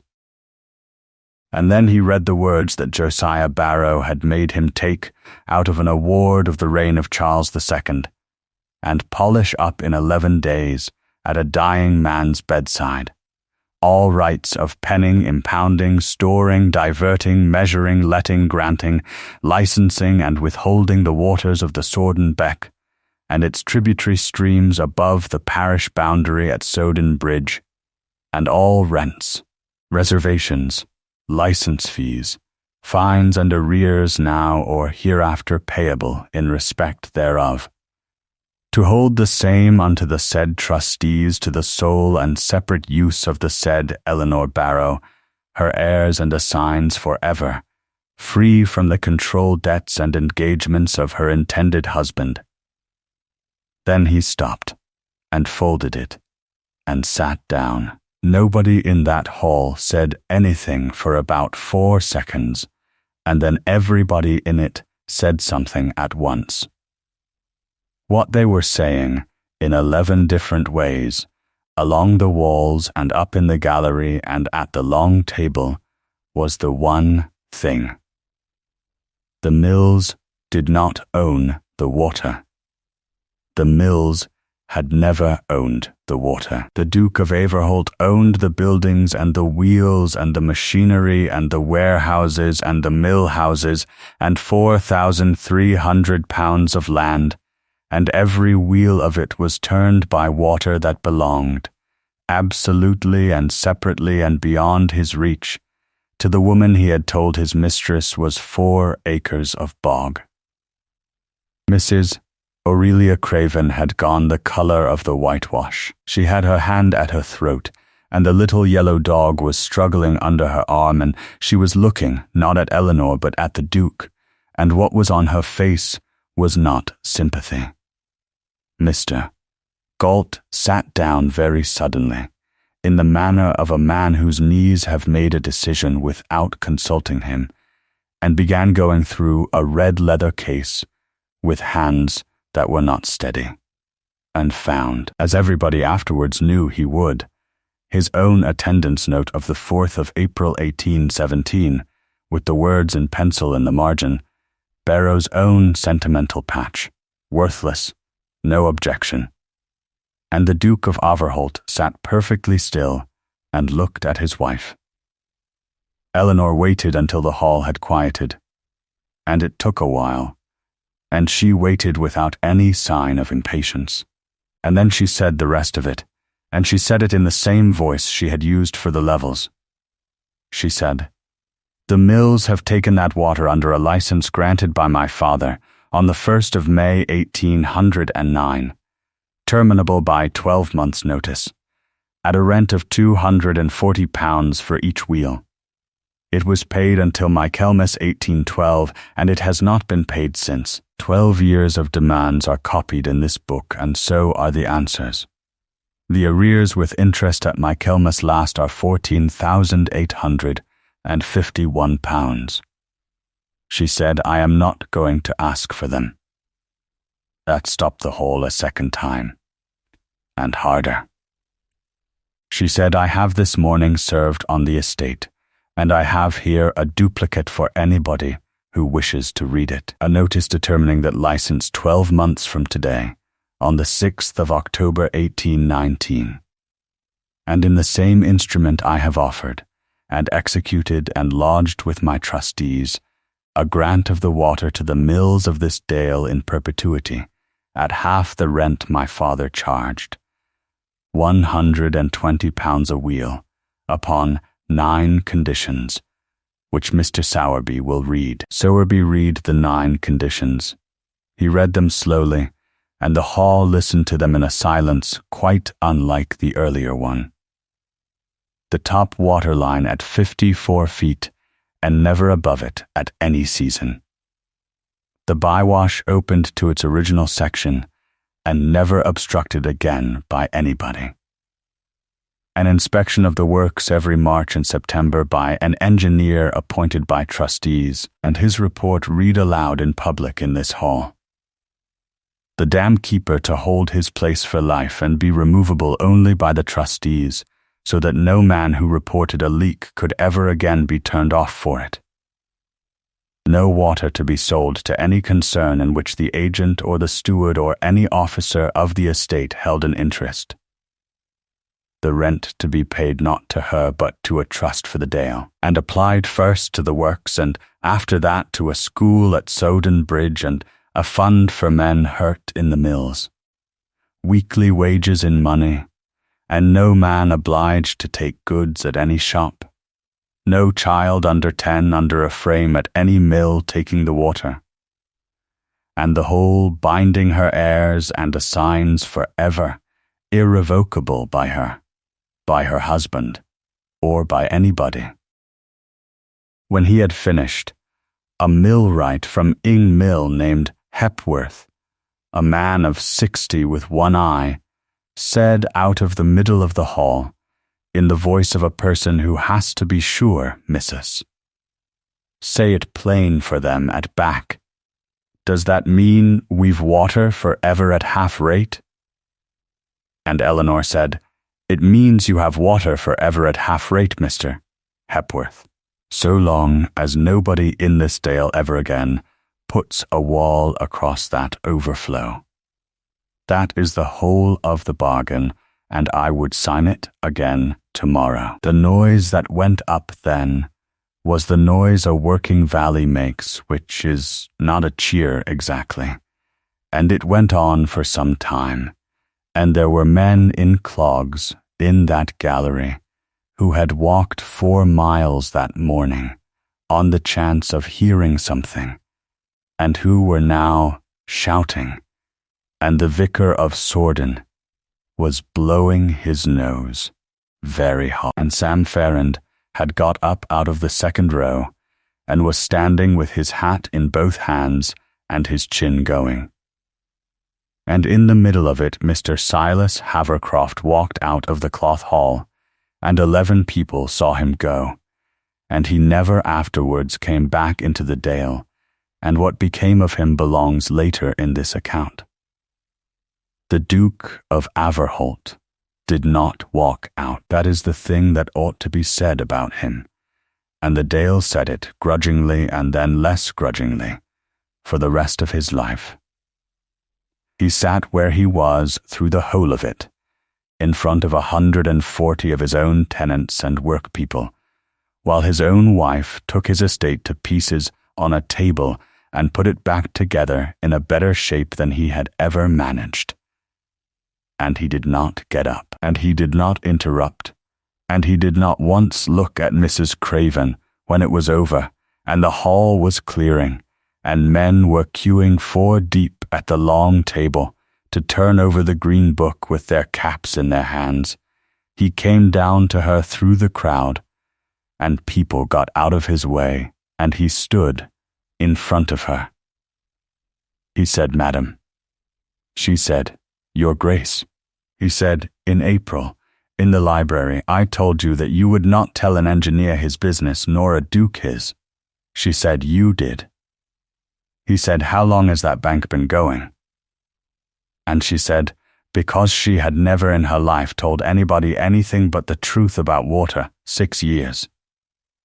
And it will not last another one. Whatever else comes out of this room today, that is the thing that matters, and it is why I did it here and not in a court, because a court would have taken 2 years and the bank has not got 2 years. The Duke of Averholt looked at her for a moment. Then he said, loudly enough that the men at the table heard him, and half the gallery, and Mr. Galt, and the 2 magistrates, and Mrs. Craven standing by the door with her yellow dog, "Then what is to be done?" and how soon, and what do you want from me?"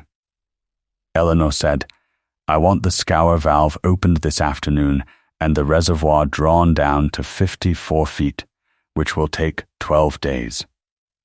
I want the wall out of the bywash inside a week.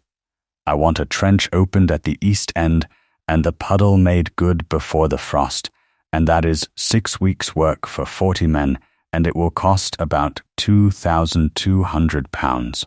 And I want an engineer down from Leeds who has no connection with this estate, and I want him to look at everything, and to say so publicly whether I am right or wrong." He said, "And if you are wrong?" She said, "Then I shall have cost you £2,200 and made a great fool of myself in front of the whole Dale, and you may say so in this hall in March." "I have thought about that. I would rather be a fool in March than be right in November." The Duke of Averholt turned round, in the middle of the cloth hall at Sowden Bridge, and said to the room at large, "You have heard the Duchess. It will be done exactly as she says. Mr. Kettlewell, you will take your orders from her Grace, and from nobody else in this world, and if any man at the estate office countermands her, he is to be turned off the same hour. Mr. Galt, you will go back to London tonight, and you will send me down a man who can read." And then he said, more quietly to his wife, "Will you come home in the carriage, or would you rather ride up with him and see it done?" And Eleanor, who had not expected any of it, said, "I should like to see it done." They opened the scour valve at Hardacre at 3:20 that afternoon, in a cold, clear light, with about 60 people standing along the bank to watch, which is a thing that had never happened before and never happened again. Jonas Kettlewell put the cross key on the shaft and it would not move, because it had not been turned since 1809 and the thread had set, and 2 men from Sowden Bridge got a bar on it, and then a third. And then the old iron gave with a jolt they felt through their boots, and there came up out of the ground under them a noise like a held breath let go. The water came out at the foot of the bank in a solid arm as thick as a barrel, white the whole way, and it went down the old channel and into the beck, and the beck came up 11 inches in a quarter of an hour, and the noise of it filled the whole head of the Dale, so that men had to shout. Eleanor stood at the parapet, with her hand on the cold stone, and watched it, and the Duke of Averholt stood beside her, and after a while he said, close to her ear because of the noise, "How much is coming out?" She said, "About 4,000 gallons a minute. She will fall 18 inches a day at that rate, and she has 10.5 feet to come down." He said, "How do you know it is 4,000 gallons a minute?" And she said, "Because I measured the bore of the scour pipe when I was 14, and my father made me work out what it would pass. And then he made me do it again, because I had used the wrong coefficient." The Duke of Averholt began to laugh. He laughed for rather a long time, standing on the crown of a leaking embankment in the cold, with 4,000 gallons a minute going out below him, and his entire fortune having changed hands in a cloth hall that morning. And Jonas Kettlewell, who was watching, said afterwards that it was the first honest sound he had ever heard out of the man. They took the wall out of the bywash on the 9th, 10th, and 11th of October, and it came out hard, because whoever built it had built it well, and when the last course lifted the water that had been standing behind it, went away down the channel and left 11 feet of bare stone that had not seen the air in 6 years. The engineer came from Leeds on the 14th, a Mr. Josiah Grimshaw, no relation, a stout, unimpressed man in a brown coat who spent 3 days on the works with a spade and a boring rod and said almost nothing to anybody, and who then sat down in the valve house and wrote a report of 9 pages and read it aloud on the 18th of October to about 200 people standing on the bank, because there was no room to hold them anywhere else. He said that the crown had settled 21 inches, one more than her grace had made it, over 134 yards. He said that the top water line had been raised 7 feet by an obstruction in the bywash which he had examined the stones of, and which was 6 years old. He said that the bywash as obstructed could have passed rather less than 1/3 of a great flood, and that in his judgment the water would in that case have gone over the crown at the settled length. He said that on opening the ground at the east end he had found the puddle core cut through by a channel of running water 11 inches across at its narrowest and increasing, that this channel was of the kind called by engineers a piping failure, that it was carrying the clay away continuously, and that in his opinion, which he gave with the greatest deliberation and was prepared to sign, the embankment at Hardacre would have failed within 12 months, and had it failed with the reservoir standing at 61 feet, it would have discharged into the valley within about 40 minutes something above 1,100 million gallons of water. He then folded his report and looked over the top of his spectacles at the crowd and said, in a broad, flat Leeds voice, "I have been 31 years at this trade. It is the first time I have been called in by a woman, and I hope it will not be the last, because if her grace had not run them levels in March, I should have been down here in the spring with a different sort of instruction altogether, and I should have been counting." Mrs. Aurelia Craven left Averholt Hall on the 8th of October, 2 days after the Cloth Hall, with her maid and her manservant, and the small yellow dog and 9 trunks, and the story that went round Harrogate afterwards was that she had been called away by the illness of a cousin.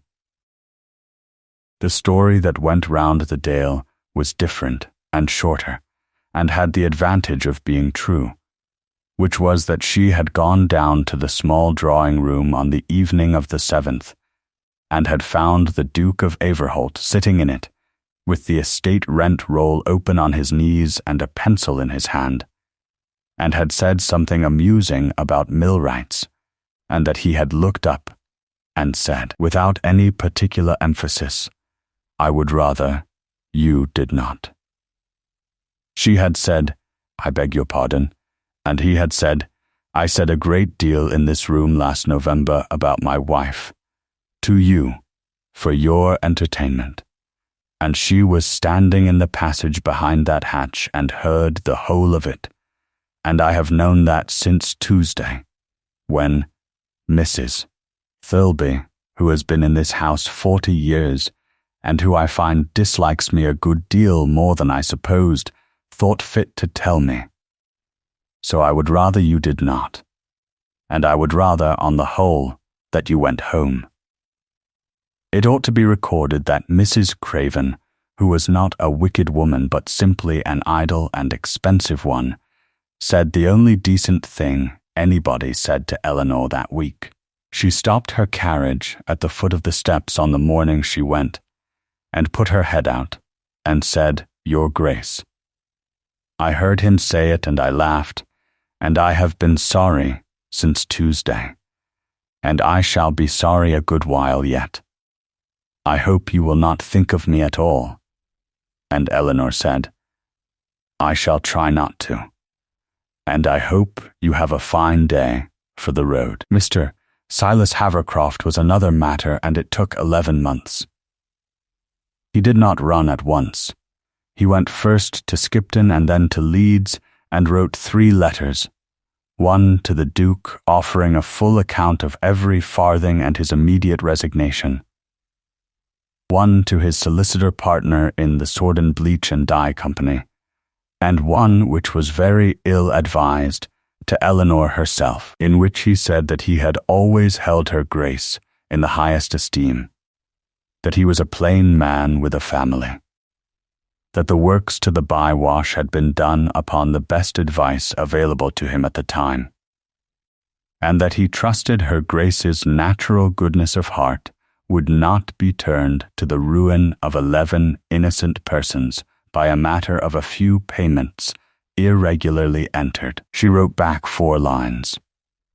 She said that she had no natural goodness of heart in the matter of the bank at all, that the payments were not irregularly entered but forged, that he might rely on it that his family would not starve, because she had already written to the Duke's new man about a pension for his wife, and that she would see him in front of a jury at York. She did. The trial at the York Assizes in the August of 1819 took 2 days, and the case was not really about the water at all, but about 4 vouchers in the name of a firm at Otley which had never done the work, and the vouchers were produced, and Bramhope and Son came and swore to it, and the Duchess of Averholt was in the box for 1 hour and 20 minutes, and was cross-examined by a very expensive man from London, who tried the plain countrywoman line and abandoned it after about 11 minutes, at the point where she took him, without notes, through the difference between the discharge of a bywash cut at 54 feet and one obstructed to 61, and the judge asked her to slow down so that he could write it. Havercroft was convicted and had 7 years' transportation, and the Sword and Bleach and Dye Company was wound up, and the Greetle hatch was shut, and the compensation water went down to the town again, and the beck below Soden Bridge ran the way old men remembered it running when they were boys. But all that was the next summer. In the October and November of 1818 there was only the bank, and 40 men, and the frost coming. They opened the trench at the east end on the 21st of October, and it was the worst work in the Dale that year, 40 feet deep at the deepest, in wet ground, in the wind, with a horse gin and 11 barrows and a pump going day and night. And Eleanor was there every morning, at 7 and most evenings, until it was too dark to see. She did not stand about looking. She kept the book. She measured the depth of the trench and the level of the clay and the quantity of puddle laid, and she made the men lay it the way her father had laid it in 1806, in layers of 9 inches, wetted and trodden, and she stood in the trench in pattens with her skirts pinned up and put her own foot in it to show them what tread meant. And after the first week nobody laughed about it, and after the second week the sword and men had a name for her which was not her Grace, and which she was never told to her face, and which she knew perfectly well, because Kettlewell was a poor liar. They called her T'Oudman's lass, the old man's lass. In that Dale, at that date, there was no higher thing that could be said about anybody. The Duke of Averholt came up to the trench for the first time on the 24th of October, and stood at the top of it in a coat that cost more than the horse gin, and watched for half an hour, and went away. He came again on the 26th, and stayed 2 hours. On the 30th he came in an old coat, and got down the ladder into the trench, and asked 11 questions in a row of a puddle man from Greetle called Tunnicliffe, who was so alarmed at being asked anything by a duke that he answered the first 4 in a whisper, and then forgot to be alarmed, and talked for a quarter of an hour, and by the end of it had his hand on the Duke's sleeve, and was pointing at a seam in the clay. That evening at dinner, which they now took alone, the Duke said, Tunnicliffe tells me the old man used to come down the ladder himself. Eleanor said, he did. Every day. He said no man on earth would lay clay properly for a gentleman who watched him from the top. And the Duke of Averholt said, then I shall go down it every day until it is filled. And you may tell me when I am in the way. She did tell him. Twice he took it both times, and the second time he laughed, and it was becoming by then a sound she had begun to listen for. They filled the trench on the 18th of November, and finished the making up of the crown on the 24th, raising the settled 134 yards by 22 inches, and carrying it 3 feet wider on the outer slope. And the frost held off, which everybody said afterwards was the hand of Providence, and which Mr. Grimshaw of Leeds said was the West Riding for you. The bywash lay open at 54 feet, with a clean stone throat 11 feet wide. And the reservoir, drawn down through the whole of October by the scour valve, and kept down by it, stood on the last day of the work at 9 feet 3 inches, which was 5 feet below the line and the lowest it had been since the year it filled. The rain began on the 2nd of December. It began quietly, a soft, warm south-westerly rain out of a sky the color of a dirty fleece, and it rained all that day and all that night and all the next day, and the ground on Sordon Moor, which had been dry since June and had cracked in August, took it for about 11 hours and then stopped taking it altogether. On the 4th it turned heavy. On the 5th the wind got up and the rain came across the moor in sheets you could see coming a mile off, and the little gills that run into the head of the reservoir, which in a normal week are things a child steps over, came down white and roaring, and full of peat and stones, and by 3 in the afternoon the water at Hardacre was rising 4 inches an hour. Eleanor went up at 4 o'clock on the 5th of December in the last of the light, on the old grey cob, in an oilskin cape, and the Duke of Averholt went with her. And they could not speak on the way because of the wind. Jonas Kettlewell met them at the valve house with a lantern that would not stay lit, and shouted the reading into her ear, 51 feet 9 inches at noon, 52 feet 6 at 2 o'clock, 53 feet 1 at 3:30. She shouted back, "What is the bywash doing?" And the old man shouted, "Nout yet." "She's a foot off it. She had the scour valve open already. It had been open for 3 days. She put her mouth to Kettlewell's ear and told him to open the 2 mill valves as well, both of them wide, and to send word down the Goyt to let every hatch in the dale stand open to its stop, and to tell the low mill to lift its shuttle and let the water go past and not through. And Kettlewell went off into the dark with a boy at his heels and the lantern finally out. Then she stood on the crown of the embankment in the black, and the wind with her hand on her husband's arm, because she could not otherwise stay upright, and did the arithmetic out loud, shouting it, because she thought better out loud, and because there was nobody else to check her. The gills were bringing down, she reckoned, something above 60,000 gallons a minute. The scour would take 4,000, and the 2 mill valves 11,000 between them.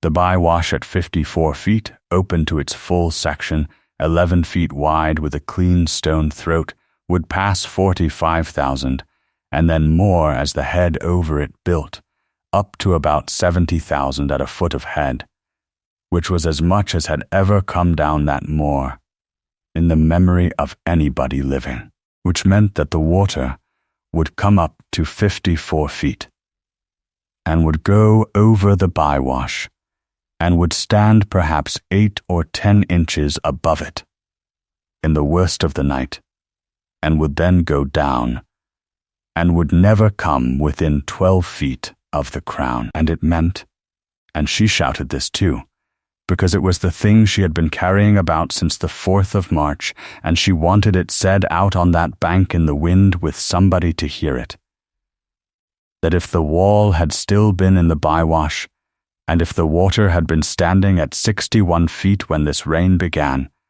as it had been standing on every day of every wet autumn, for 6 years, then the overflow could have taken about a third of it, and the rest would have come up the bank at 4 inches an hour, and gone over the crown at the settled length some time before midnight, and there would have been nothing anybody could do about it at all. The Duke of Averholt said, into her ear, with his arm round her to hold her against the wind, "How many?" And Eleanor said, 411 at Hardacre and Soden Bridge. More below. They stayed until 2 in the morning. At 9:15 the water came over the bywash, and they heard it go, a long low note quite different from the beck, and Kettlewell came up and stood on the other side of her, and the 3 of them watched it in the dark, by the light of a lantern held inside a coat. At midnight the head over the bywash was 7 inches. At 1:30 it was 9.5. At 2 it was 9.5 still, and Eleanor put her hand flat on the wet stone of the parapet and said, "To nobody she has topped." By 6 in the morning it was 6 inches and falling, and the wind had gone round to the northwest, and the rain had stopped, and there was a cold green light over the moor. They went down the dale at 7 o'clock, walking the horses, and the whole valley was up. Not because anything had happened, because nothing had. The beck was in flood, bank full and brown, with a hen coop and a great deal of hedgewood going down it, and the low road at Hardacre was under a foot of water, where it always went under, and 11 sheep had been lost off the Ings, and that was the whole of the damage in Soden Dale on the 6th of December, 1818. But everybody had been awake. That was the thing. Every soul in Hardacre village and Soden Bridge had been out of bed since midnight, because the men who had dug the trench had told their wives what Mr. Grimshaw of Leeds had said on the bank in October, about 1,100 million gallons and 40 minutes, and there was not a family in the low end of that dale that had not spent that night dressed, with the children's boots on, and a bundle by the door, and somebody at the window watching up the valley for the thing that never came. When the Duchess of Averholt came down the street at Soden Bridge at 7:30 in the morning on a wet grey cob, soaked to the shoulder, with her hair down her back, and her father's brass level in a satchel on her hip, they came out of the houses. Nobody planned it, and nobody made a speech. It was not that kind of dale. What happened was that a woman called Mary Ann Sutcliffe, who had 4 children and a husband at the Low Mill, came out of her door with a shawl over her head and stood in the road in front of the horse so that it had to stop, and put both hands up and took the Duchess of Averholt's cold wet hand off the rein and held on to it and could not say anything at all. And then everybody else came out. They lined that street for 200 yards, and they took their caps off, and the ones who could get near enough touched her boot or the horse or her skirt, and the ones who could not stood and looked, and there was almost no noise, and it went on for a quarter of an hour, and the Duke of Averholt rode behind his wife the whole length of it with his hat in his hand, and tears running down his face in front of 400 people, and never afterwards pretended it was the rain. At the end of the street outside the smithy, Sam Ferrand was waiting, 79 years old, in his best coat, in the wet. He had been the dam keeper at Fellfoot for 11 years, and had been turned off for writing a report about a wall, and he had lived 5 years at his daughter's at Greetle, being a man that people were sorry for. He said, "Missus, I put it in writing in 1813. And Eleanor got down off the horse in the middle of the road and said, "You did, Miss Ferrand, and it is in the book in your own words with your mark to it, and it will be in that book when you and I are both 100 years dead, and every engineer that ever looks at those works will read your name before he reads mine." The old man said nay. She said yes. And then, because she found she could not do anything else, she put her arms round him, in the road, in front of the smithy, the Duchess of Averholt, and a turned-off dam-keeper in a wet best coat, and the Dale saw it, and the Dale remembered it a great deal longer than it remembered the Cloth Hall.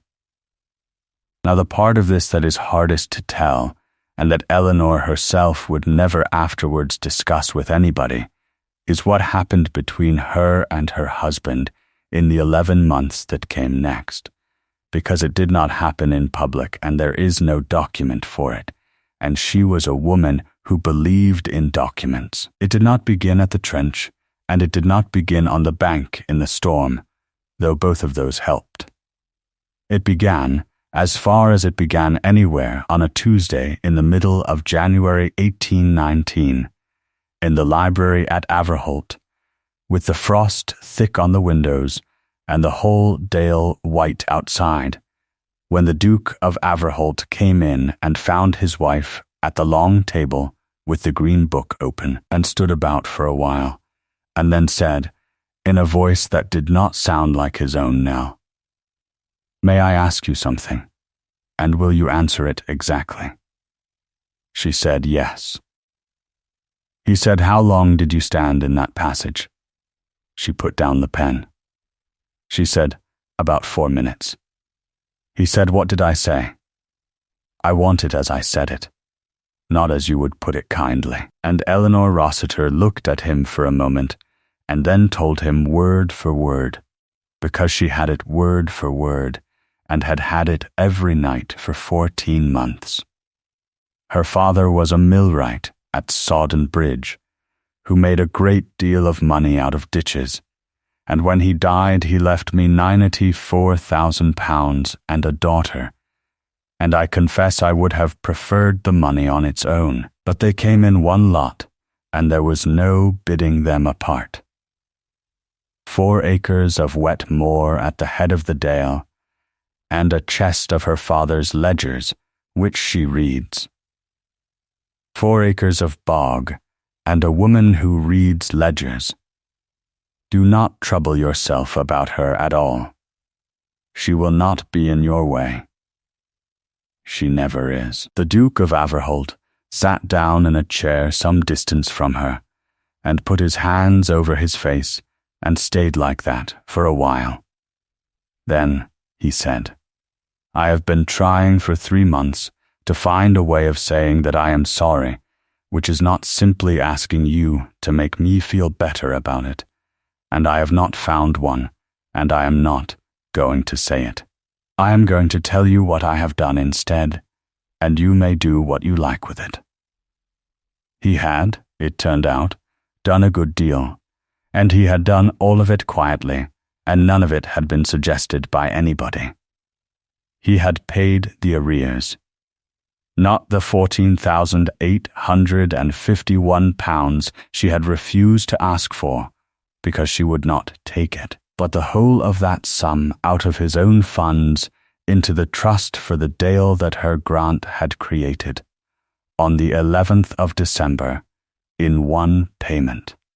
And he had instructed the trustees that it was not to be called a gift, and was not to have his name on it anywhere, and that if anybody asked, they were to say it was arrears of water rent, which was the truth. He had dismissed Galt and Petrie of Lincoln's Inn after 26 years in a letter of 4 lines which became mildly famous in the profession, and which said that he had no complaint of their bills and every complaint of their reading.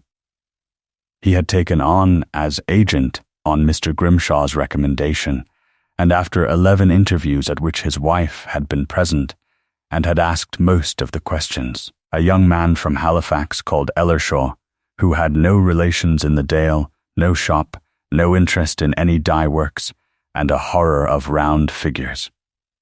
He had opened the whole of the estate accounts, the mills, the land, the timber, the household, his own personal expenditure to the last pair of gloves, and had had them all copied fair and laid in the muniment room, which now had a swept chimney, a mended window, 4 new presses, a stove and no jackdaw, and he had given his wife the keys, all of them on a ring, and had not asked for them back. And he had done one thing more, which she did not find out about until the March, and which he never mentioned.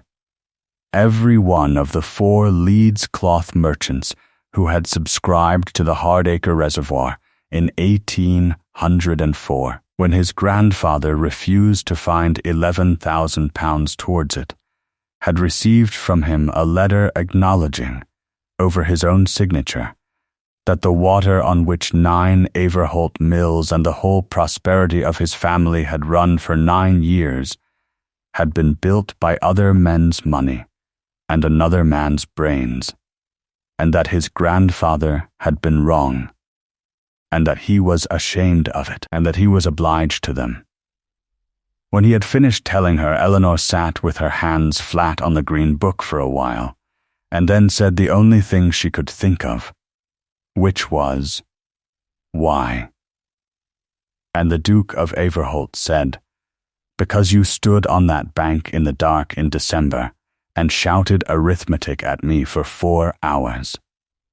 And I understood about half of it, and I have never in my life wanted so much to be a person whose company was worth having.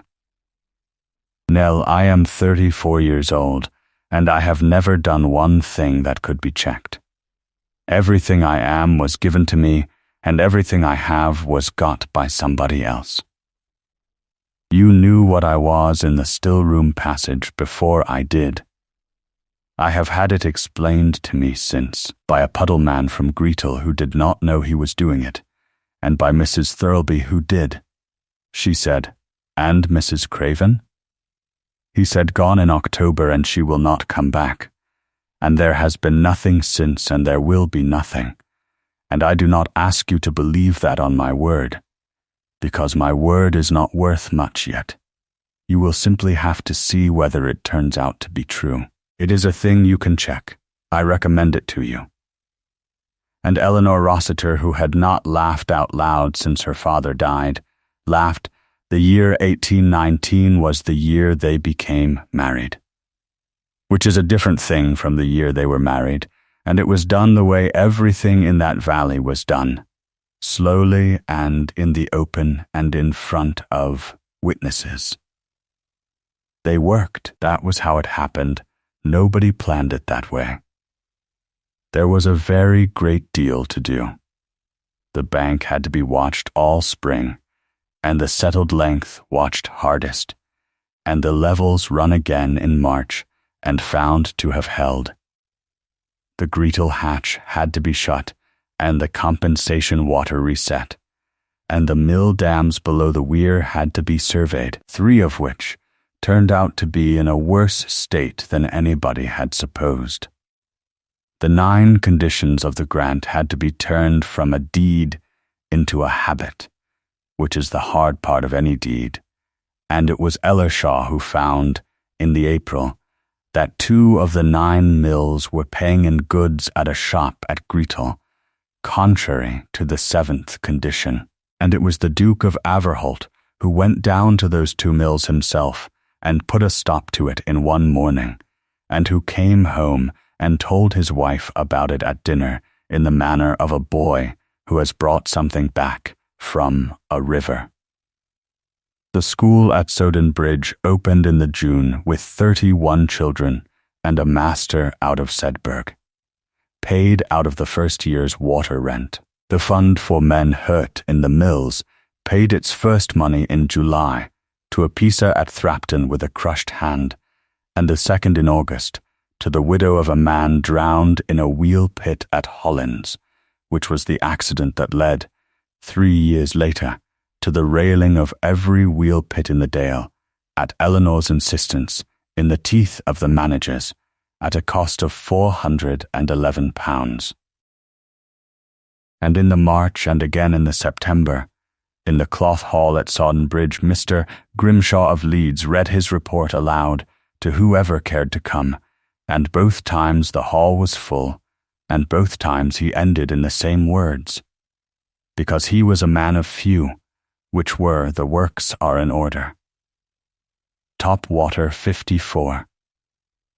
Nout above. They were together in all of it.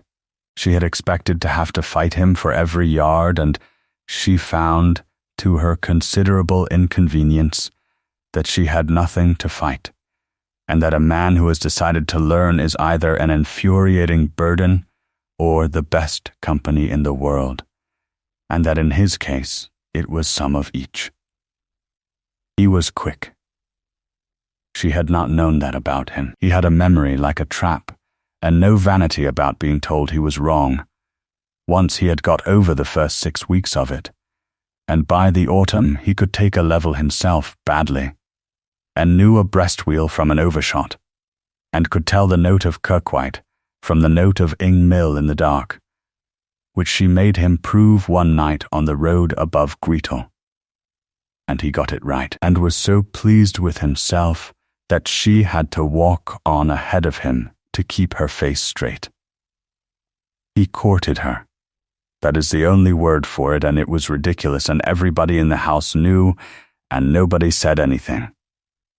He courted his own wife of 2 years, from January to October 1819, badly and steadily, the way a man does a thing he has never had to do, because it has always been done for him.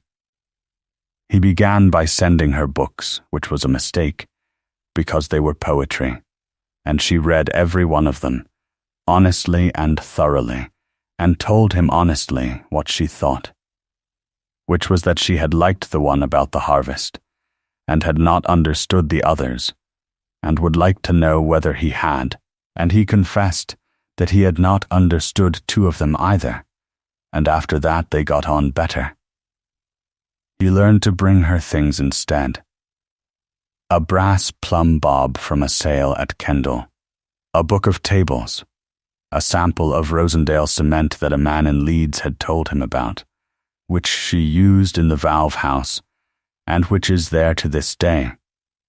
He walked with her.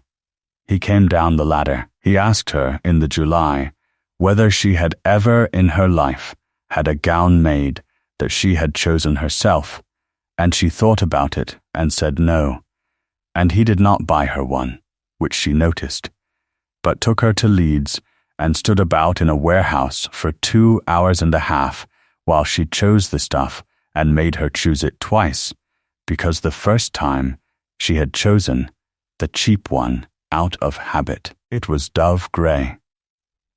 She was not going to be made over into anybody, and he had the sense not to try, and the gown she wore for the rest of her life in every portrait was plain dove grey wool, with a high white collar, because it was what she liked, and because by then, in Swordendale, it had become the most respected garment in the West Riding. The thing itself, the crossing over, happened on the 29th of August 1819, on the day they came back from the assizes at York, and there was nothing in it that would make a scene in a play. They had come home in the carriage after 2 days in a courtroom and a verdict, and she was very tired and rather low, because a conviction is not a triumph when you have known the man's wife for 2 years, and she had sat in the corner of the carriage the whole way from Tadcaster with her face turned to the window. At the top of the dale, where the road comes over and you can see the whole of it at once, the water and the Goit and the 9 mills strung down the beck in the evening light. He stopped the carriage, which he had never done before, and got out and gave her his hand, and they stood at the wall. He said, "I want to say one thing to you, and I have been 3 months getting it into order." She said, "Then say it." He said, "When your father sat up 11 days dying to write that schedule, he was not arming you against me. I have thought about it a great deal, and I am sure of it. He did not know me, and he did not care about me. He was a man who had spent his whole life making certain that the thing he built would hold whatever came at it, and when he came to marry his daughter to a stranger, he did the only thing he knew how to do, which was to put a core of clay where nobody would think to look for it, and trust it to hold. And it held. It held the water, and it held the valley, and it held you, and it has held me, though I was no part of the design and did not deserve to be inside it." Eleanor stood with her hand on the wall and looked down the dale and found she could not see it very clearly. She said, "He would have liked you. Not at first. He would have made you carry a staff for 2 days first, in the rain, and said nothing to you the whole time. And the Duke of Averholt said, 'I should have carried it.' She said, 'I know. That is the difficulty.' And then she turned round and put both hands flat on his chest, the way she put her hands flat on a document that mattered, as though she were reading him, and he stood absolutely still and let himself be read, and after a while she said, in the plainest voice she had, 'I did not marry you expecting anything, and I have got out of the habit of expecting, and I do not know how to begin.' And he said, 'Then let us do it as you do everything, slowly, in the open, and write it down afterwards.' The license of 1809 ran out at noon on the 6th of October 1819, 12 months to the hour from the notice she had served, and the grant of water in perpetuity came into force in its place. And because the 4th condition required that everything to do with the water should be done in public, they did it in public. They did it in the Cloth Hall at Soden Bridge, and this time nobody was summoned, and nobody needed to be, and the hall would not hold a third of them. So the doors were taken off their hinges, and the deed was signed at the long table under the scales, with the crowd standing out into the street and up the road as far as the bridge. Both magistrates came. Mr. Grimshaw came from Leeds. The 4 Leeds subscribers or their sons came, and 2 of them had brought the 1804 subscription list with them out of a drawer. Sam Ferrand came, 80 years old, and was given a chair at the table itself, which he objected to and was overruled about. Jonas Kettlewell came in a new coat that the men of the Dale had bought him by subscription, without telling him what it was for. Mr. Ambrose Sowerby of Settle read the operative part and the 9 conditions, and Eleanor Rossiter signed, and the trustees signed, and then the Duke of Averholt signed for the estate, and the 2 seals went on, and it was done, and the water of Sordenbeck was settled beyond the reach of him, of her, of their children, and of anybody's clever idea, forever. And then the Duke of Averholt stood up, which nobody had expected, and asked leave of the hall to say something that had nothing to do with the deed. He said, I shall be short, and I shall not do it well, and I am not going to be asked twice, so you must have it now. He said, in the November of the year 1817, in a small room in my own house, for the amusement of a guest, I said that my wife had brought me 4 acres of wet moor and a chest of ledgers, and that she was of no consequence, and that nobody need trouble themselves about her. She was standing on the other side of the wall, and she heard the whole of it, and she said nothing to me about it for 14 months, and in those 14 months she found out, alone, and at night, and without one word of help or encouragement from me or from any man in my employment, that the bank at Hardacre was going. And she told me, and I would not hear it, and I told her that she had a good understanding and nothing to occupy it, and that other women kept cats. There was not a sound in that hall. He said, on the 5th of December last, at 9 o'clock at night, the water came over the bywash at Hardacre that she had opened into a reservoir that she had drawn down 11 feet, over a bank that she had made good 6 weeks before, and it went away down the beck, and every one of you went to bed. I have Mr. Grimshaw's report, and you have all heard it read twice in this room, and I will put the thing in the plainest words there are. If she had not gone up that hill in March with her father's level and counted, this valley would not be standing, and a great many of the people in this room would not be alive, and my mills and my house and my name would have gone down that dale in front of the water with everything else that was in the way. He said, I cannot unsay what I said behind that wall, and I am not asking her to forgive me for it in front of you, because that would be one more thing done for my own comfort at her expense. I am asking you for something else. I am asking the Dale to be my witness that I have said it out loud. 4 acres of wet moor, and a woman who reads ledgers. That was my valuation, and I put it on record here, in the place where the cloth is weighed, so that anybody who ever wants to know what a duke's judgment is worth can come and look it up. And then he sat down. They were quiet for a moment, and then they broke, and it went on for a long time, and the noise came in through the empty doorways off the street where the ones who could not get in had been having it relayed to them a sentence at a time. Eleanor did not stand up, and she did not speak. What she did was to put her hand out along the table in front of 2 magistrates, an engineer, an 80-year-old dam keeper, a dry attorney from Settle, and 400 people in clogs, and the Duke of Averholt took it, and they sat like that until the noise stopped, which took a while.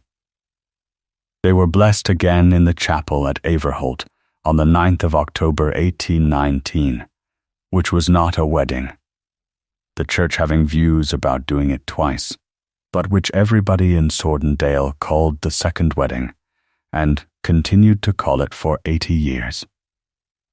The vicar of Sworden read the prayers for a husband and wife, and made a short address about the 11th verse of the 127th Psalm, which he got slightly wrong, and nobody minded. At the first wedding, in the April of 1817, there had been 11 people present. At the second there were rather more than 600, because the chapel holds 90, and the churchyard holds the rest, and the wall of the churchyard at Averholt looks straight down on the wheel of the low mill. And they stopped the wheel for the half-hour, by arrangement, and the whole Dale afterwards agreed that the strangest thing about that morning was the silence. She wore dove-grey wool with a high white collar. She had her father's brass level in the pew beside her, which she was teased about for 30 years and never once apologized for. And when it was over, and they came out of the chapel into the light, the men of the 9 mills had lined the path from the door to the gate. And as the Duke and Duchess of Averholt came down it, each mill in turn started its wheel again, from the low mill under the wall up the whole length of the dale to Dyke End, so that by the time the 2 of them reached the gate, the sound had come back into the valley, 1 note at a time, 9 of them, in order, the way it had sounded on every working morning since the year 1809, and the way it sounded because a millwright from Soden Bridge had impounded 1,100 million gallons of water on 4 acres of wet moor and written down where it would go. Eleanor, Duchess of Averholt, lived until the March of 1861 and died at Averholt Hall at the age of 67, and the wheels were stopped for her funeral from Averholt Low Mill to Dyke End, all 9, by resolution of the trustees, for 1 hour. She had 4 children. The eldest was a daughter, Josephine, born in the August of 1821, who ran her first line of levels at 15 and closed it within 3/4 of an inch, and who was the second woman in England to be admitted to a meeting of the Institution of Civil Engineers, in a black bonnet, in a chair placed for her at the side, and who said afterwards that she had been given a great deal too much fuss and rather too little tea. Jonas Kettlewell held his place as dam-keeper at Hardacre for life, under the 4th condition, and could not be turned off by anybody, and he kept the gauge every day until the November of 1834, when he was 77, and he died in the 2 rooms at the end of the valve house with the barometer over the bed and the picture of the launching of the ship he had never seen, and his successor was Sam Ferren's grandson. The Duke of Averholt outlived her by 2 years and did not marry again. He served as a trustee of the Dale Water for 41 years and never missed the March inspection nor the September one, and he could take a level, in the end, rather well. There is a portrait of the 2 of them at Averholt, painted in 1839, in which she is in dove grey with a high white collar and has her hand flat on a green calf folio, and he is standing behind her chair with his hand on the back of it, and he is looking at her and not at the painter, which the painter objected to and was overruled about. The green book is still there. It is in a glass case in the estate office at Soden Bridge, open as it has been open since 1822, at the 22nd page, where the 3rd part begins, and the page is turned once a year on the 6th of October, so that the light does not always fall on the same one. At the top of every page of it, in a clear, even hand, are the 4 words she wrote at the beginning, schedule of water, and in the front, on the flyleaf, in the same hand, is the only sentence in the whole 1,100 pages that is not a measurement, a date, a name, or a sum, and it reads, "Water goes where the ground lets it go, whether you have a title or not, and the whole art of a life is in knowing where the ground will let it go, and in writing that down where it cannot be lost." They still hold the meeting on the 6th of October in the Cloth Hall at Soden Bridge. The engineer's report is read aloud in public, as the 3rd condition requires, and it has been read every year without a break since 1819. Through 2 rebuildings of the works, and the coming of steam, and the end of the woolen trade, and the turning of Averholt Low Mill into a warehouse and then into flats. There is no cloth weighed in that hall now. The scales are still at the end of it, and the doors still come off their hinges, and the last thing said at the meeting is always the same, and it is said by whoever holds the office of dam keeper, standing up, at the end, whatever else has been discussed. The works are in order. Top water 54. Knout above, and every one of them, and every child at the school at Sowden Bridge that the water rent has paid for since the June of 1819, can tell you why the line is 54 and not 61, and whose 4 acres of wet moor it was, and what a duchess in a dove grey gown once carried down that street at 7:30 in the morning on the 6th of December, soaked to the shoulder, in a satchel on her hip, a brass level and a book, and the water that 9 mills ran on.